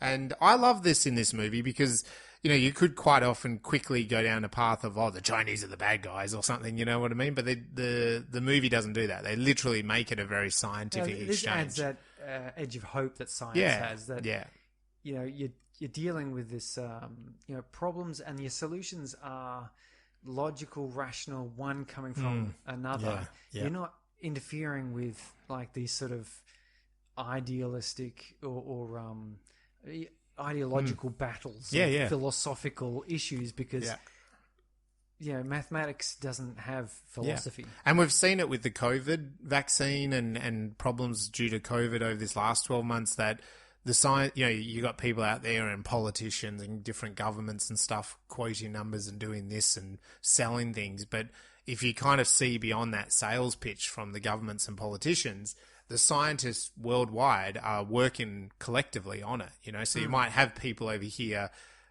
Oxford actually developing something, and then a scientist in Brisbane developing something to deal with the actual side effects, but they work together. They share that information because one piece of information could be the answer to someone else's problem. Yeah. And so science in that way can be a really magical, beautiful thing. And it's great that they put that in this film, I thought. Yeah, so that Rich Pummel, who you were just talking about, he's come up with this idea. Once the Chinese have kind of thrown up their rocket, he's got this idea, and as you said in the movie, it's like, and he, but doesn't tell us. And there's a shot while they're doing with the Chinese rocket that he's like using the supercomputer, and he's like, and it goes, it works, Yes. Again, he doesn't tell us. He's like, it works. I love these user interfaces where he's sitting there with a computer, a laptop plugged directly into the system. Like, I'm pretty sure that's not the way you do it. No, but it works in the movies. He would be just sitting in his office, and he wouldn't have to connect. Yeah, like, why do they have to walk down to those computers? Why does he have a physical, like a USB cable plugging in? That would actually be more difficult than just simply... unless he was hijacking the system. Yeah. Or, not hijacking, but illicit. Tapping in, but which anyway, he might have been. This lovely user interface kind of says... confirmed successful. Yeah. I was like, no, because it would have just been a mathematical equation he would have put in, and it would have come back with a whole bunch of numbers, and he would have looked at them and gone, they're the right numbers. They're the right numbers, yeah. That's what I'd think as well. But that doesn't work in the movies. You need to just spell it out, and they do spell it out, but it's great. We then have Sanders, and... I've forgotten his name again. Why is it Kapoor? Kapoor. They're all in the big room discussing what's going on with the China. Yeah, they're talking. That's right. And they're talking about the rocket and all this, and that's when Rich again in his kind of weird way explains it. What the idea is that he wants to. When Hermes comes around, why don't we not get it to land on planet Earth, but engage with this rocket with the supplies and actually pick it up and then use the trajectory of bouncing around Earth at high speed and then sort of bouncing back to Mars. You would save some time. Yeah. And kind of get back to Mars. But the dilemma, of course, is that then those astronauts coming back from Mars have just spent a year coming back from Mars. When they're thinking they're about to get back to Earth and land on the planet, then they're going to be going back for another year. And another year to come back, roughly, give or take a little bit. It was 19 months. Yeah, or something like they said. Oh, dreadful. And but they agree that the crew will probably be on board, but whether this is the right idea or not. So it's a great little sort of scene. And Sanders says no. Well, what I did like though is Purnell. Like, he's a room full of highly intelligent, educated engineers. Yeah. Had he simply said, "I've done the math. If we accelerate." Slingshot around Earth and pick up the cargo on the way back, we can make it. They all would have immediately understood what he said. Yeah, of course. But he doesn't. He puts on a show and dance. Yeah, with the stapler and stuff. It's like, because you could be thinking of these, Mitch Henderson, Sean Bean's going to be sitting there going, I have seen plenty of launches. I've gone over them. I do know what you're talking about. Yeah. Like, you would have just said slingshot, I would have got you. But, it's like, sure. Yeah, go for it. Show the stapler. Staple but things. Sanders says no. Yeah. No, he says no. This way we get 5 astronauts back, definitely. Yeah. And I can't ask them to do that. And Henderson's like, he's not happy about it. So he sneakily he sends the plan to Purnell. So he sends Purnell's plan to the crew, and as a bit of a photos of my kids as well, email to one of the crew members. And they read it, of course, and understand it and vote to do it. To do it, yes. Yeah. And sort of, screw you, NASA, we're just going to do it. And you can either come on board or you can't. They just have to, stop the override systems that NASA has. Yep. And once they get to there's a certain cutoff point where NASA has to continue with the plan or they will die. Yeah. That's kind of a rough way of doing it. Yeah. And they said, realise none of us will be going back up there again. And I like the chemist. He says, well, if we do it, we'll have spent 19 months in space, which is the longest. That's long enough in space for any lifetime. Yeah. Yeah, sure. I mean, which I have to admit, like, after spending a few years away from your family and friends up in space, possibly dying every second. You probably ticked that box. Yeah, you go, well... Scratch that itch. I mean, I've got all the fame I could ever want, of course. Yep. I haven't been on this mission. And I've had all the time I could ever want experiencing space and the working conditions. Yeah, I can understand that you'd be kind of happy to do that. So here we've got a perfect kind of moving into Act 3. Here's the plan. Hermes is going to pick up the supply. We're going to fly back. We're going to bounce back. We're going to head back to Mars and get Watney. Watney is going to get his butt and all his stuff together and get off to this Ares 5 rocket ship. 4? Yeah, the 4 supply station. The 4 supply station, which, as he explains, NASA kind of sends in advance for the next mission, so it's already there, ready to go, whatever. And so that just leads into a good old-fashioned montage. It's time for a montage. So Watney is getting all his stuff ready. NASA and the Chinese are kind of like shaking hands. He's got to the cut rockets, his rations more. They're like, the rockets now have Chinese and American flags on them. As you said, he has to cut his rations into tiny little bits. He says normally it's 3 every 1 day. Yeah. But to ration it, I've moved to 1 every 3 days. Yeah. And he takes that off. And then now they want me to do this. And he chops off another little bit and puts it off. And he still gets his potato and Vicodin, I think so. Yeah, so I'm looking at it going, oh, that would be harsh. And we have that repeat where at the start he came out of the shower and he's all bulked. Yeah. Oh, that happens after the 7 months. And then after the 7 months he's going to be going. Yeah. He comes out of the shower and he's skinny little fella. He is. I don't think it's him. I think that's a double. They're very sneakily shot because you never see that double's face, and then Matt Damon's like appearing in the suit because he's a bulkier dude, and it's hard to, that's sort of like Robert De Niro acting to bulk up and then lose a lot of weight on set, Oh, a couple of them. Raging Bull. And what's his face? Who the did mechanic? Christian Bale. Bale did it, didn't he? And also Matthew McConaughey. Yeah, he did a similar sort of thing. Like it's tough going. That's a harsh thing to do. I mean, even Joaquin Phoenix in Joker lost a bunch of weight to be a skinny little Joker boy. Yep. So it is 7 months later, as you said, he's leaving and he leaves the hab, and this is another kind of joke of it all, that he's a space pirate, that he's going to claim the land. He must be called Longbeard. So he begins, it's a 90 sol day journey to this Schiaparelli. So see what I mean? If you've only ever read it, you try and read it and it's like, it's weird. Where this Ares 4 Maeve thing is pre-positioned. And again, we basically go into quite a long montage where the point here is that his journey is extremely repetitive and it's starting to, I think, play off his mental health a little bit. Even during this montage, it does cut back to Kapoor, who asks Mindy, how is he?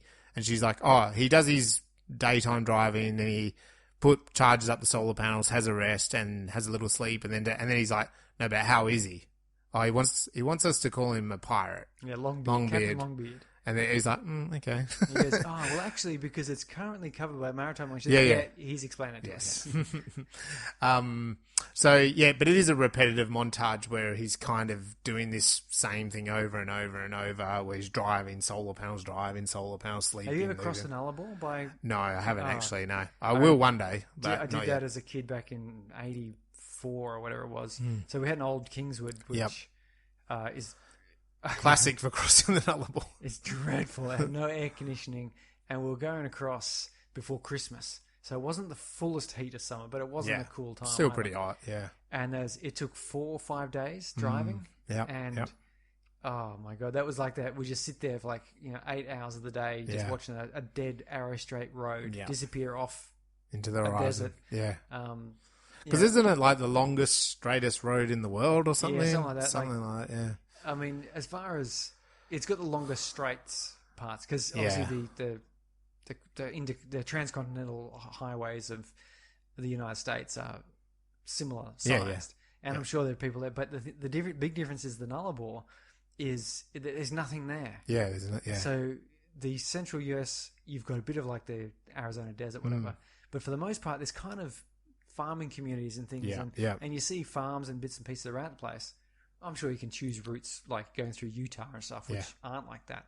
But the Nullarbor it's like being on an ocean. Yeah. You're driving along, and to the horizon, you just see like this road disappear off to the horizon in front of you, behind you, no cars on it. Yep. No trees. That's why it's called Nullarbor. Yep.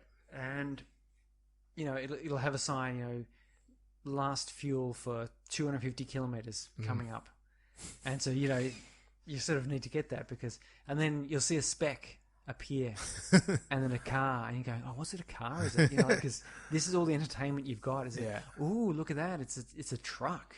Yeah. I wonder if it's got multiple trailers on it. So it's this sort of monotony. I couldn't imagine what they'd be like for 90 days. Anyway, so that's it's just like being on. He basically drove the Nullarbor, but for 90 days. The worst. On his own as well.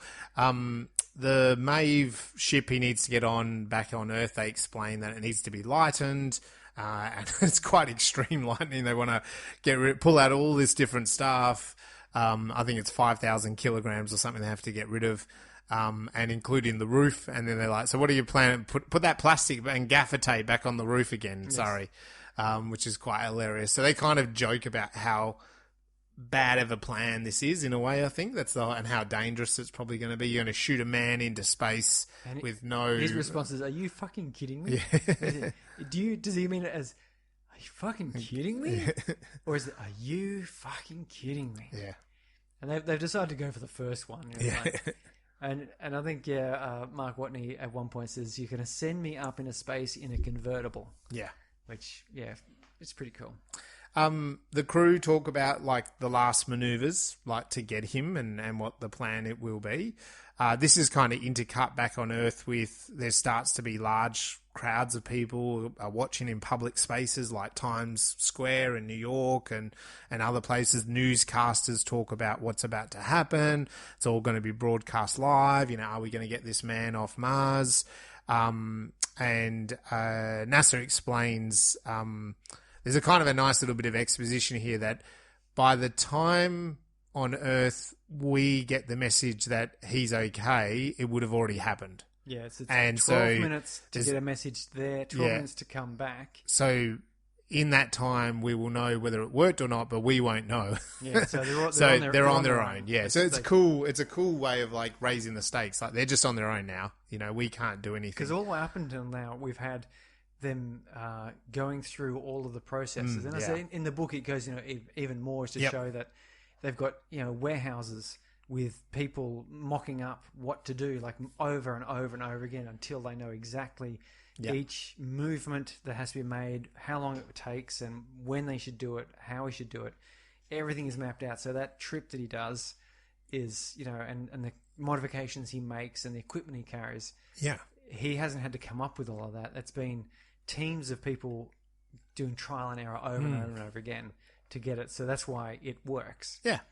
And this time, however, it's like, well, okay, we don't get that. No, it's just their ingenuity and their, roll of the dice. Yeah, definitely. So it takes off.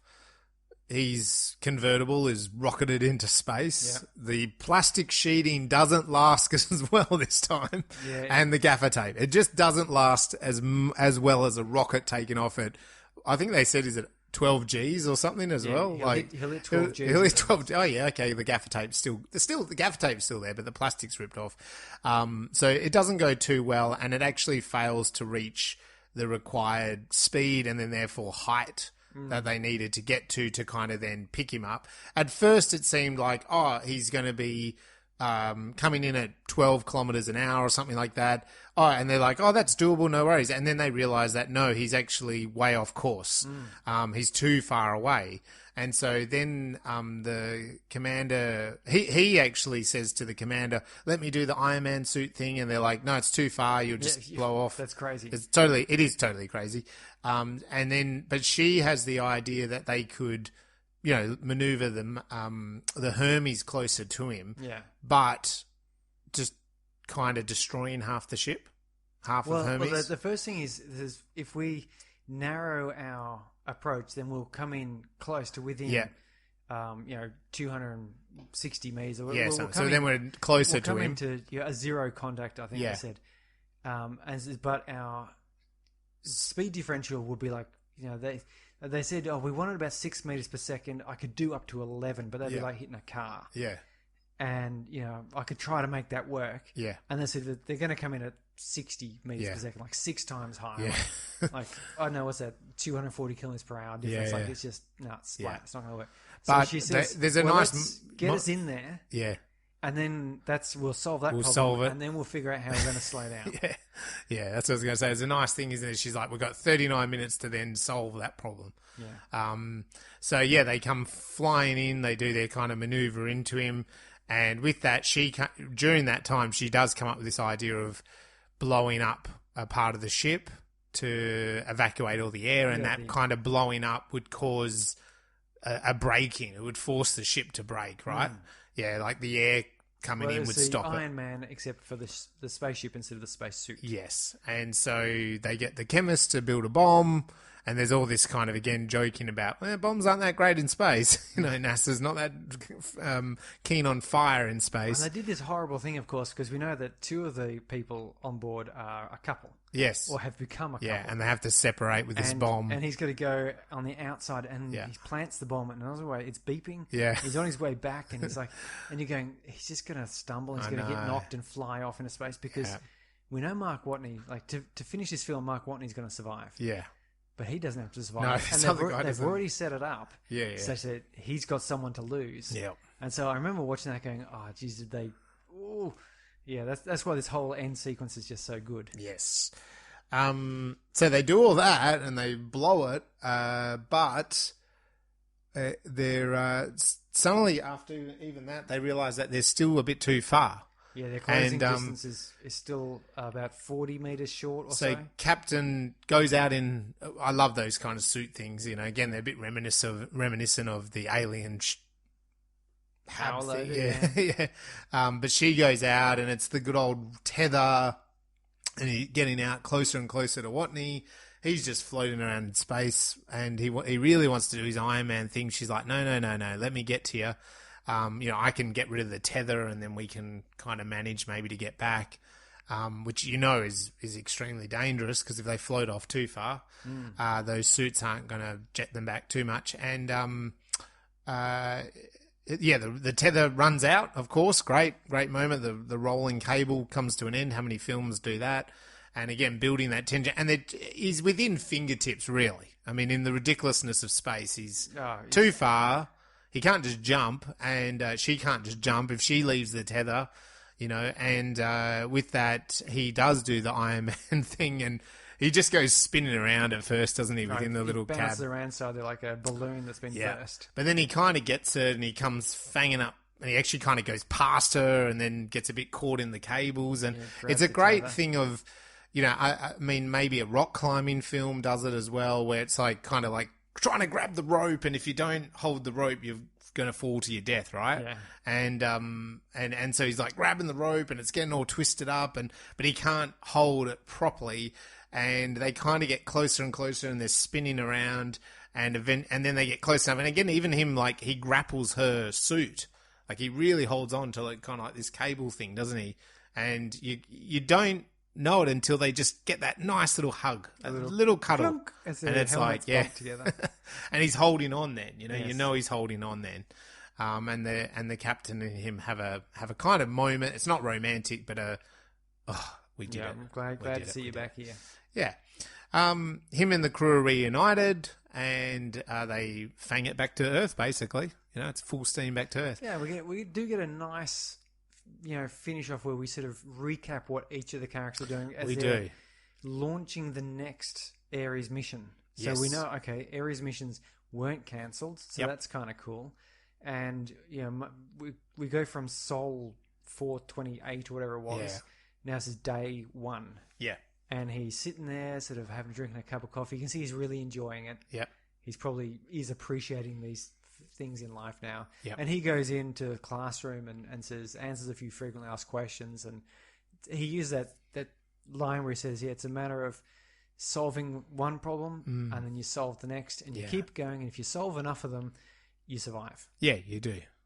I'd agree with that. Baby steps. Yeah, that's really good. And then we go through what everyone else is doing. Mitch Henderson, Sean Bean's character, had to retire because he broke the rules. Yep. But you see him, he's not doing it badly. He's on the golf course with his son. With his son, so he's having a good time. I guess. Bit of a forced retirement. Yeah. Why not? Yeah, but he would have been making decent money. Cap is happy. Yeah. She's fit and healthy. Yeah, who are those two?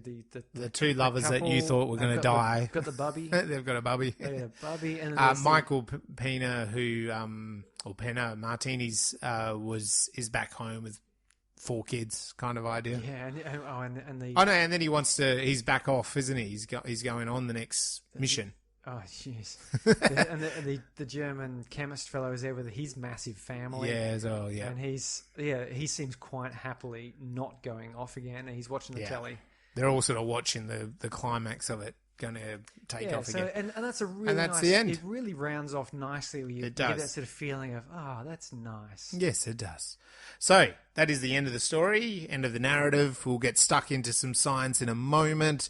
But first, the ladder. Our recommendations of where you should maybe watch this film in our order.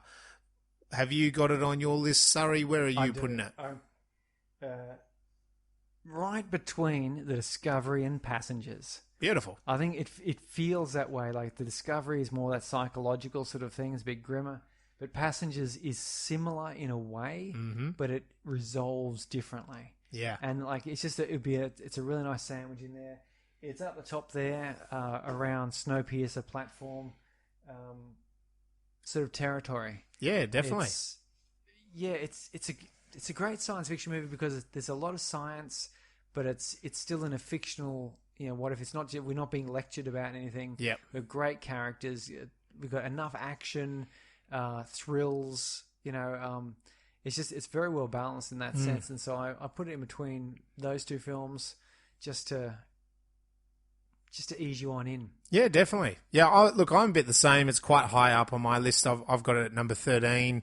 After Occupation Rainfall and before Other Life.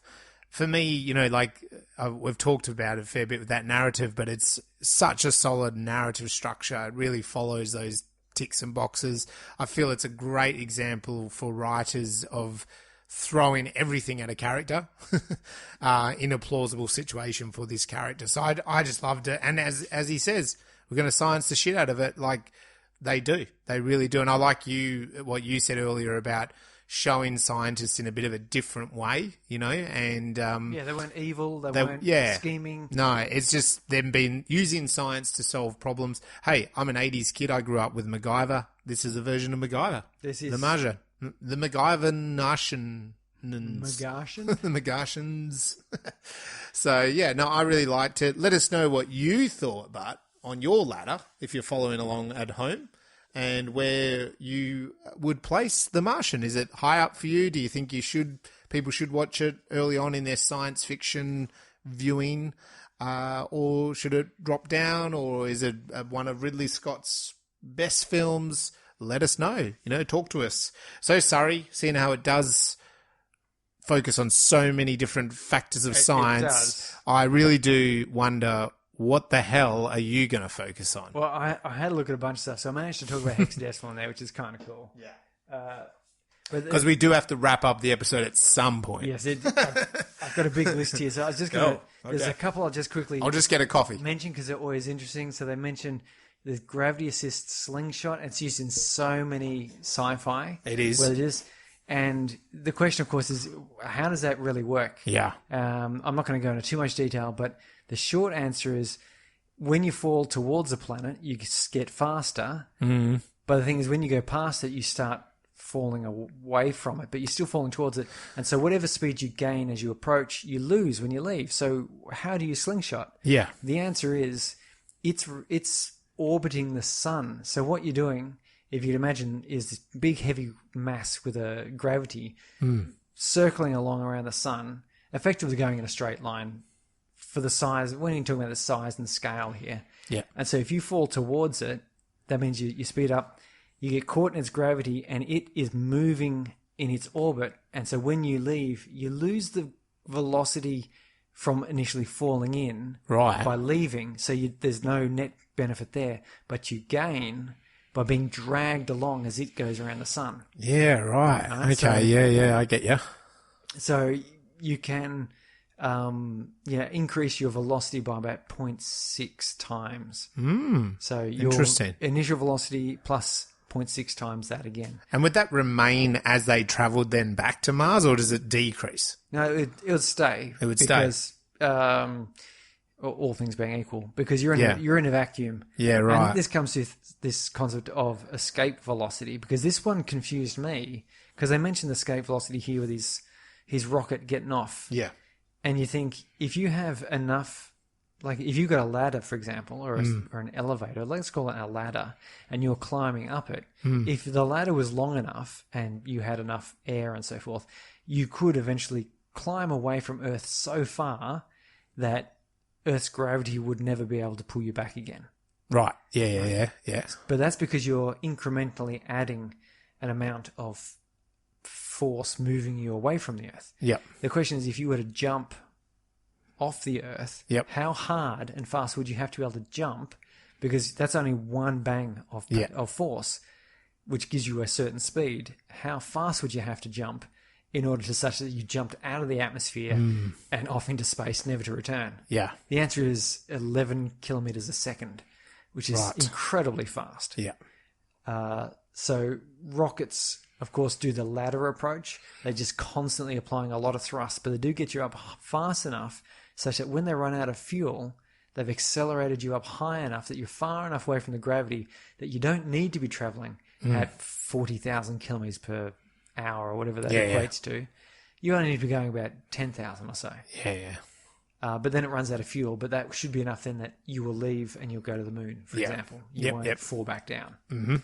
Anything less, and you'll end up in some sort of an orbit, which will decay and you'll crash into the Earth again. Yeah. It might take centuries, it could take days, but that's that escape velocity, because it always confused me of, well, I've heard this 11 kilometers per second. Well, that's really fast. But I thought, but what if you just, climbed a ladder? Yeah. You would eventually go so far away from the Earth that you didn't come back. Yeah.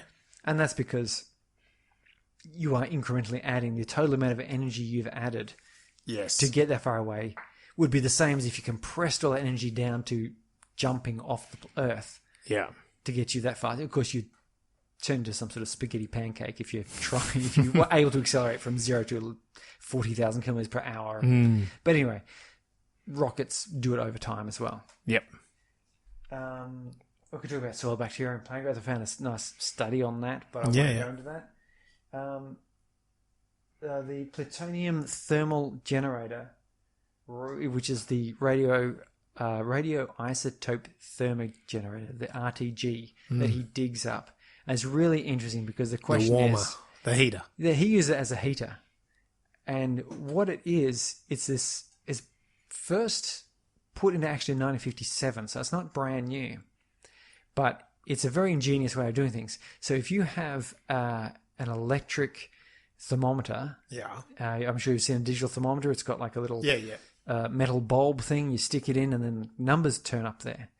And the way that works is it's called a bimetallic junction. So you get two different metals, let's call it zinc and copper maybe, or there's far more exciting tellurium and something rather, like exotic sort of metals that they really use in this system. But you have two different metals, which if you join them together at one point and then join them together at another point so they form a loop.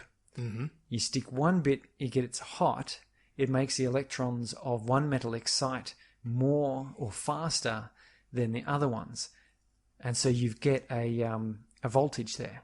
So electrons are expanding, leaving away from one side, and the other side, being a metal, will accept those electrons. But of course, that wouldn't cause a current to flow, because for a current, you need a circuit. You need those electrons to go somewhere. The other end of the bimetallic strip is colder, which means that then one of them contracts its electron shells more than the other one.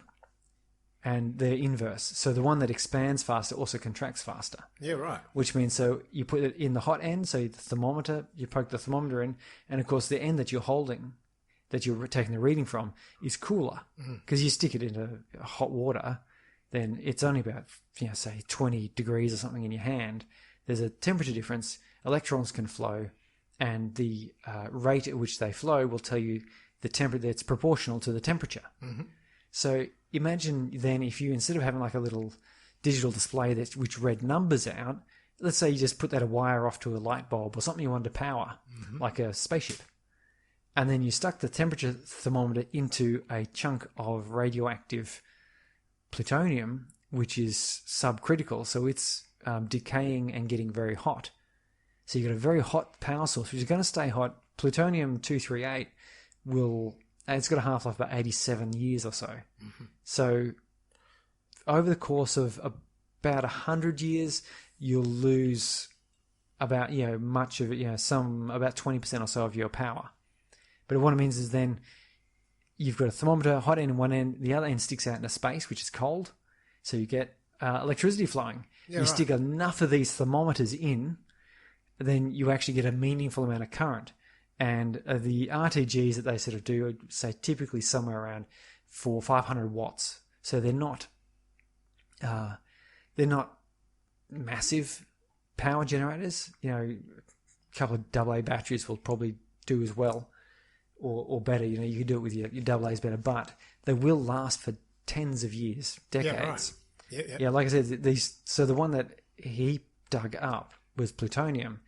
It's got a very small beta decay, very high alpha decay, which tends to mean there's very few X-rays and gamma rays and neutrons, which are dangerous to humans, and a lot more of the lower end type of infrared heat. Yep. Which is why also plutonium and uranium, I guess, is used in nuclear reactors, because it's good at boiling water without being so dangerous. In fact, I was reading there that the plutonium RTGs they send up on these probes, the casing and shielding only needs to be 2.5 millimeters thick to block harmful radiation from humans. So, of course, if you crack it open and get at the plutonium itself, you'll get a tremendous sunburn. But inside their little housing, pretty safe. Cool. You still wouldn't want to spend day in, day out next to it, but you could do it for a while. But it's a fascinating bit of technology that it's just a solid state, long-lasting nuclear battery, which they send up in these probes. They'll last for decades. It's cool. As I said, after the 20 or 30 years, it'll still be 80-something% effective, and they're continually refining these. They use them here on Earth as well, on in the Antarctic and so forth for. So why don't they make little ones for us in the consumer market? They did. They're just pacemakers. tiny ones. Back in the 60s, they had these little nuclear battery pacemakers. The problem they had with these little battery pacemakers was not that they were dangerous to the person wearing it, because the amount of radiation they're getting, they would die of old age before they would die of the thing. Is if you cremate the body, they can't be sure that this won't go up in the smoke and then poison a neighbourhood, a whole bunch of people. So they stopped doing it. And I suppose that would be the problem if we did them as household batteries, is that people would tamper with them. They're quite safe when sealed. And the other problem also household batteries, that they don't produce much electricity. So a pacemaker just needs the smallest little electric pulse to go like a clock. So you could have it in your watch or something, I guess, to power some little thing like that. But it's a dramatically dangerous little piece of equipment there. If you're getting a fire or something, you might inhale that.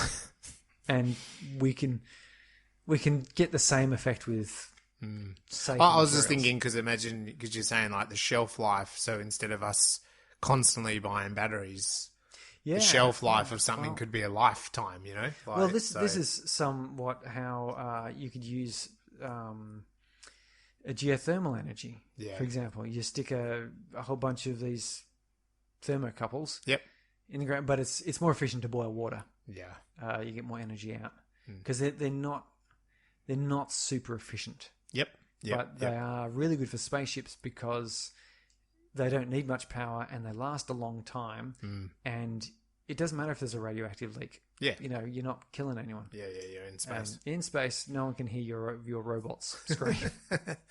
Yeah. Yeah. So that's the RTG, and so it was going to be producing about 500 because he didn't have it plugged into anything.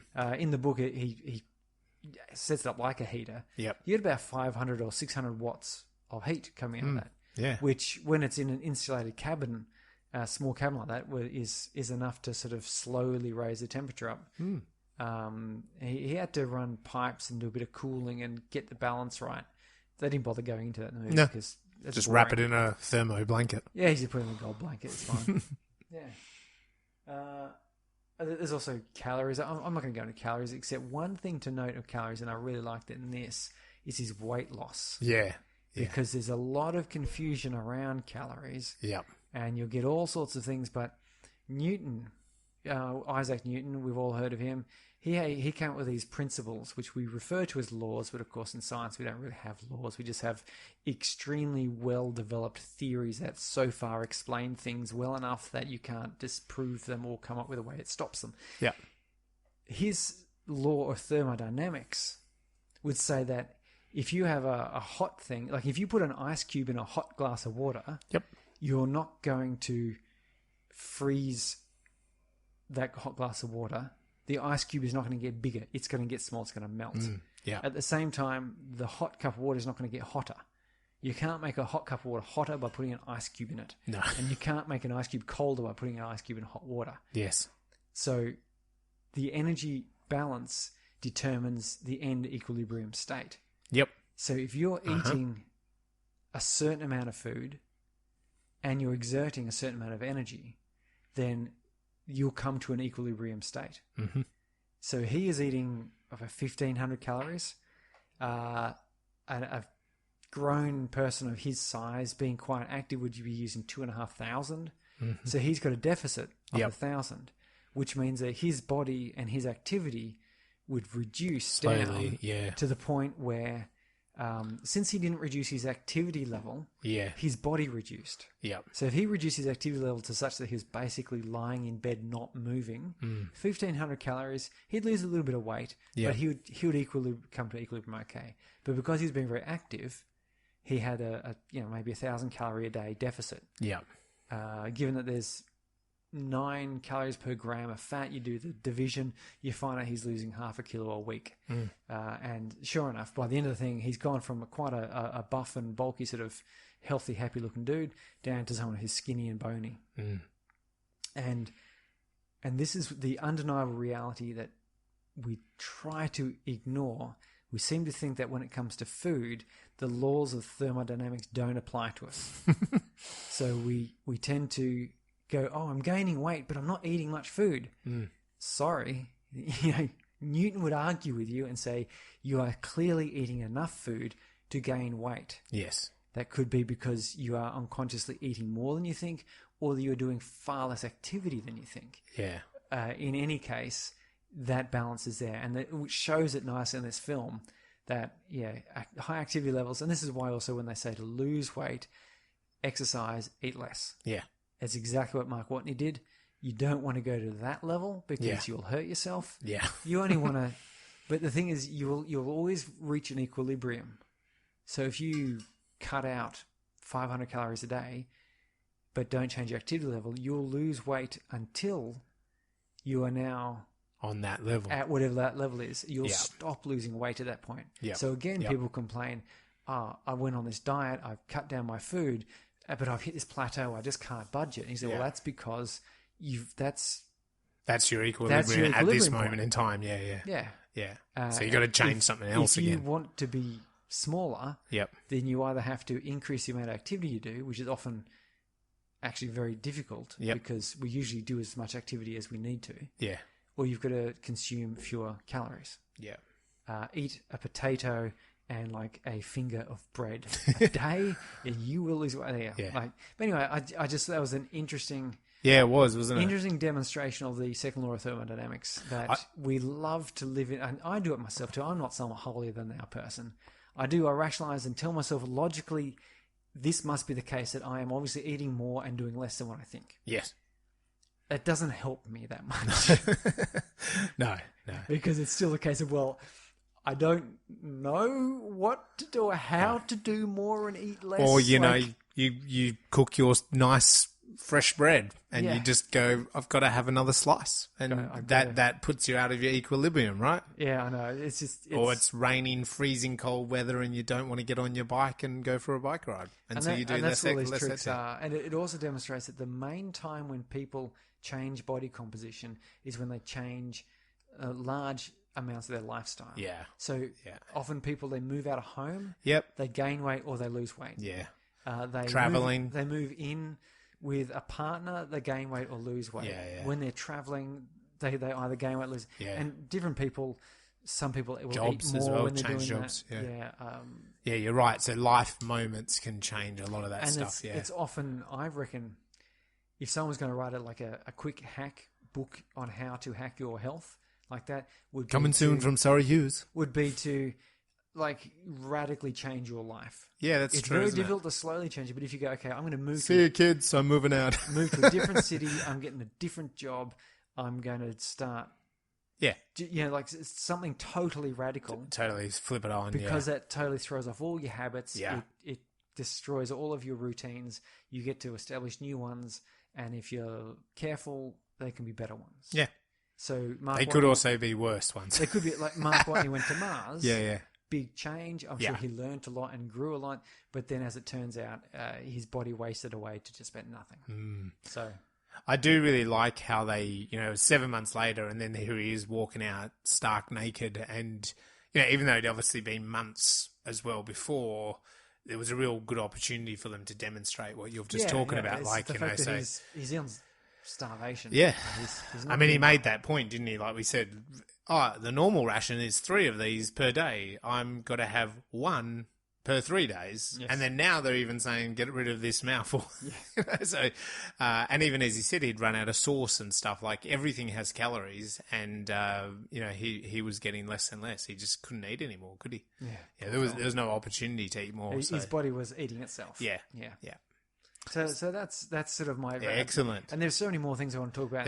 But I'm not going to. Yeah, you could do a whole podcast just based on this story. There are whole podcast episodes on the science of Martian. Yeah. So, and I think we could do that. You could do that on your own. Sorry, that one. Yeah, because we didn't talk about the oxygen regeneration or hydrazine or anything like that. You could science the shit out of it. I've got to get it in one more time before we wrap up. Shit the science out of it or something. shit the science out. So, what's our next movie so that those at home can play along? If you're playing along with us, I thought we might go Korean. Ooh. So we have had a look at Ganser, which is a bit of a Japanese one. We've had a look at Snowpiercer, which was by a Korean director, but is essentially a Western movie. Yep. This one is Space Sweepers.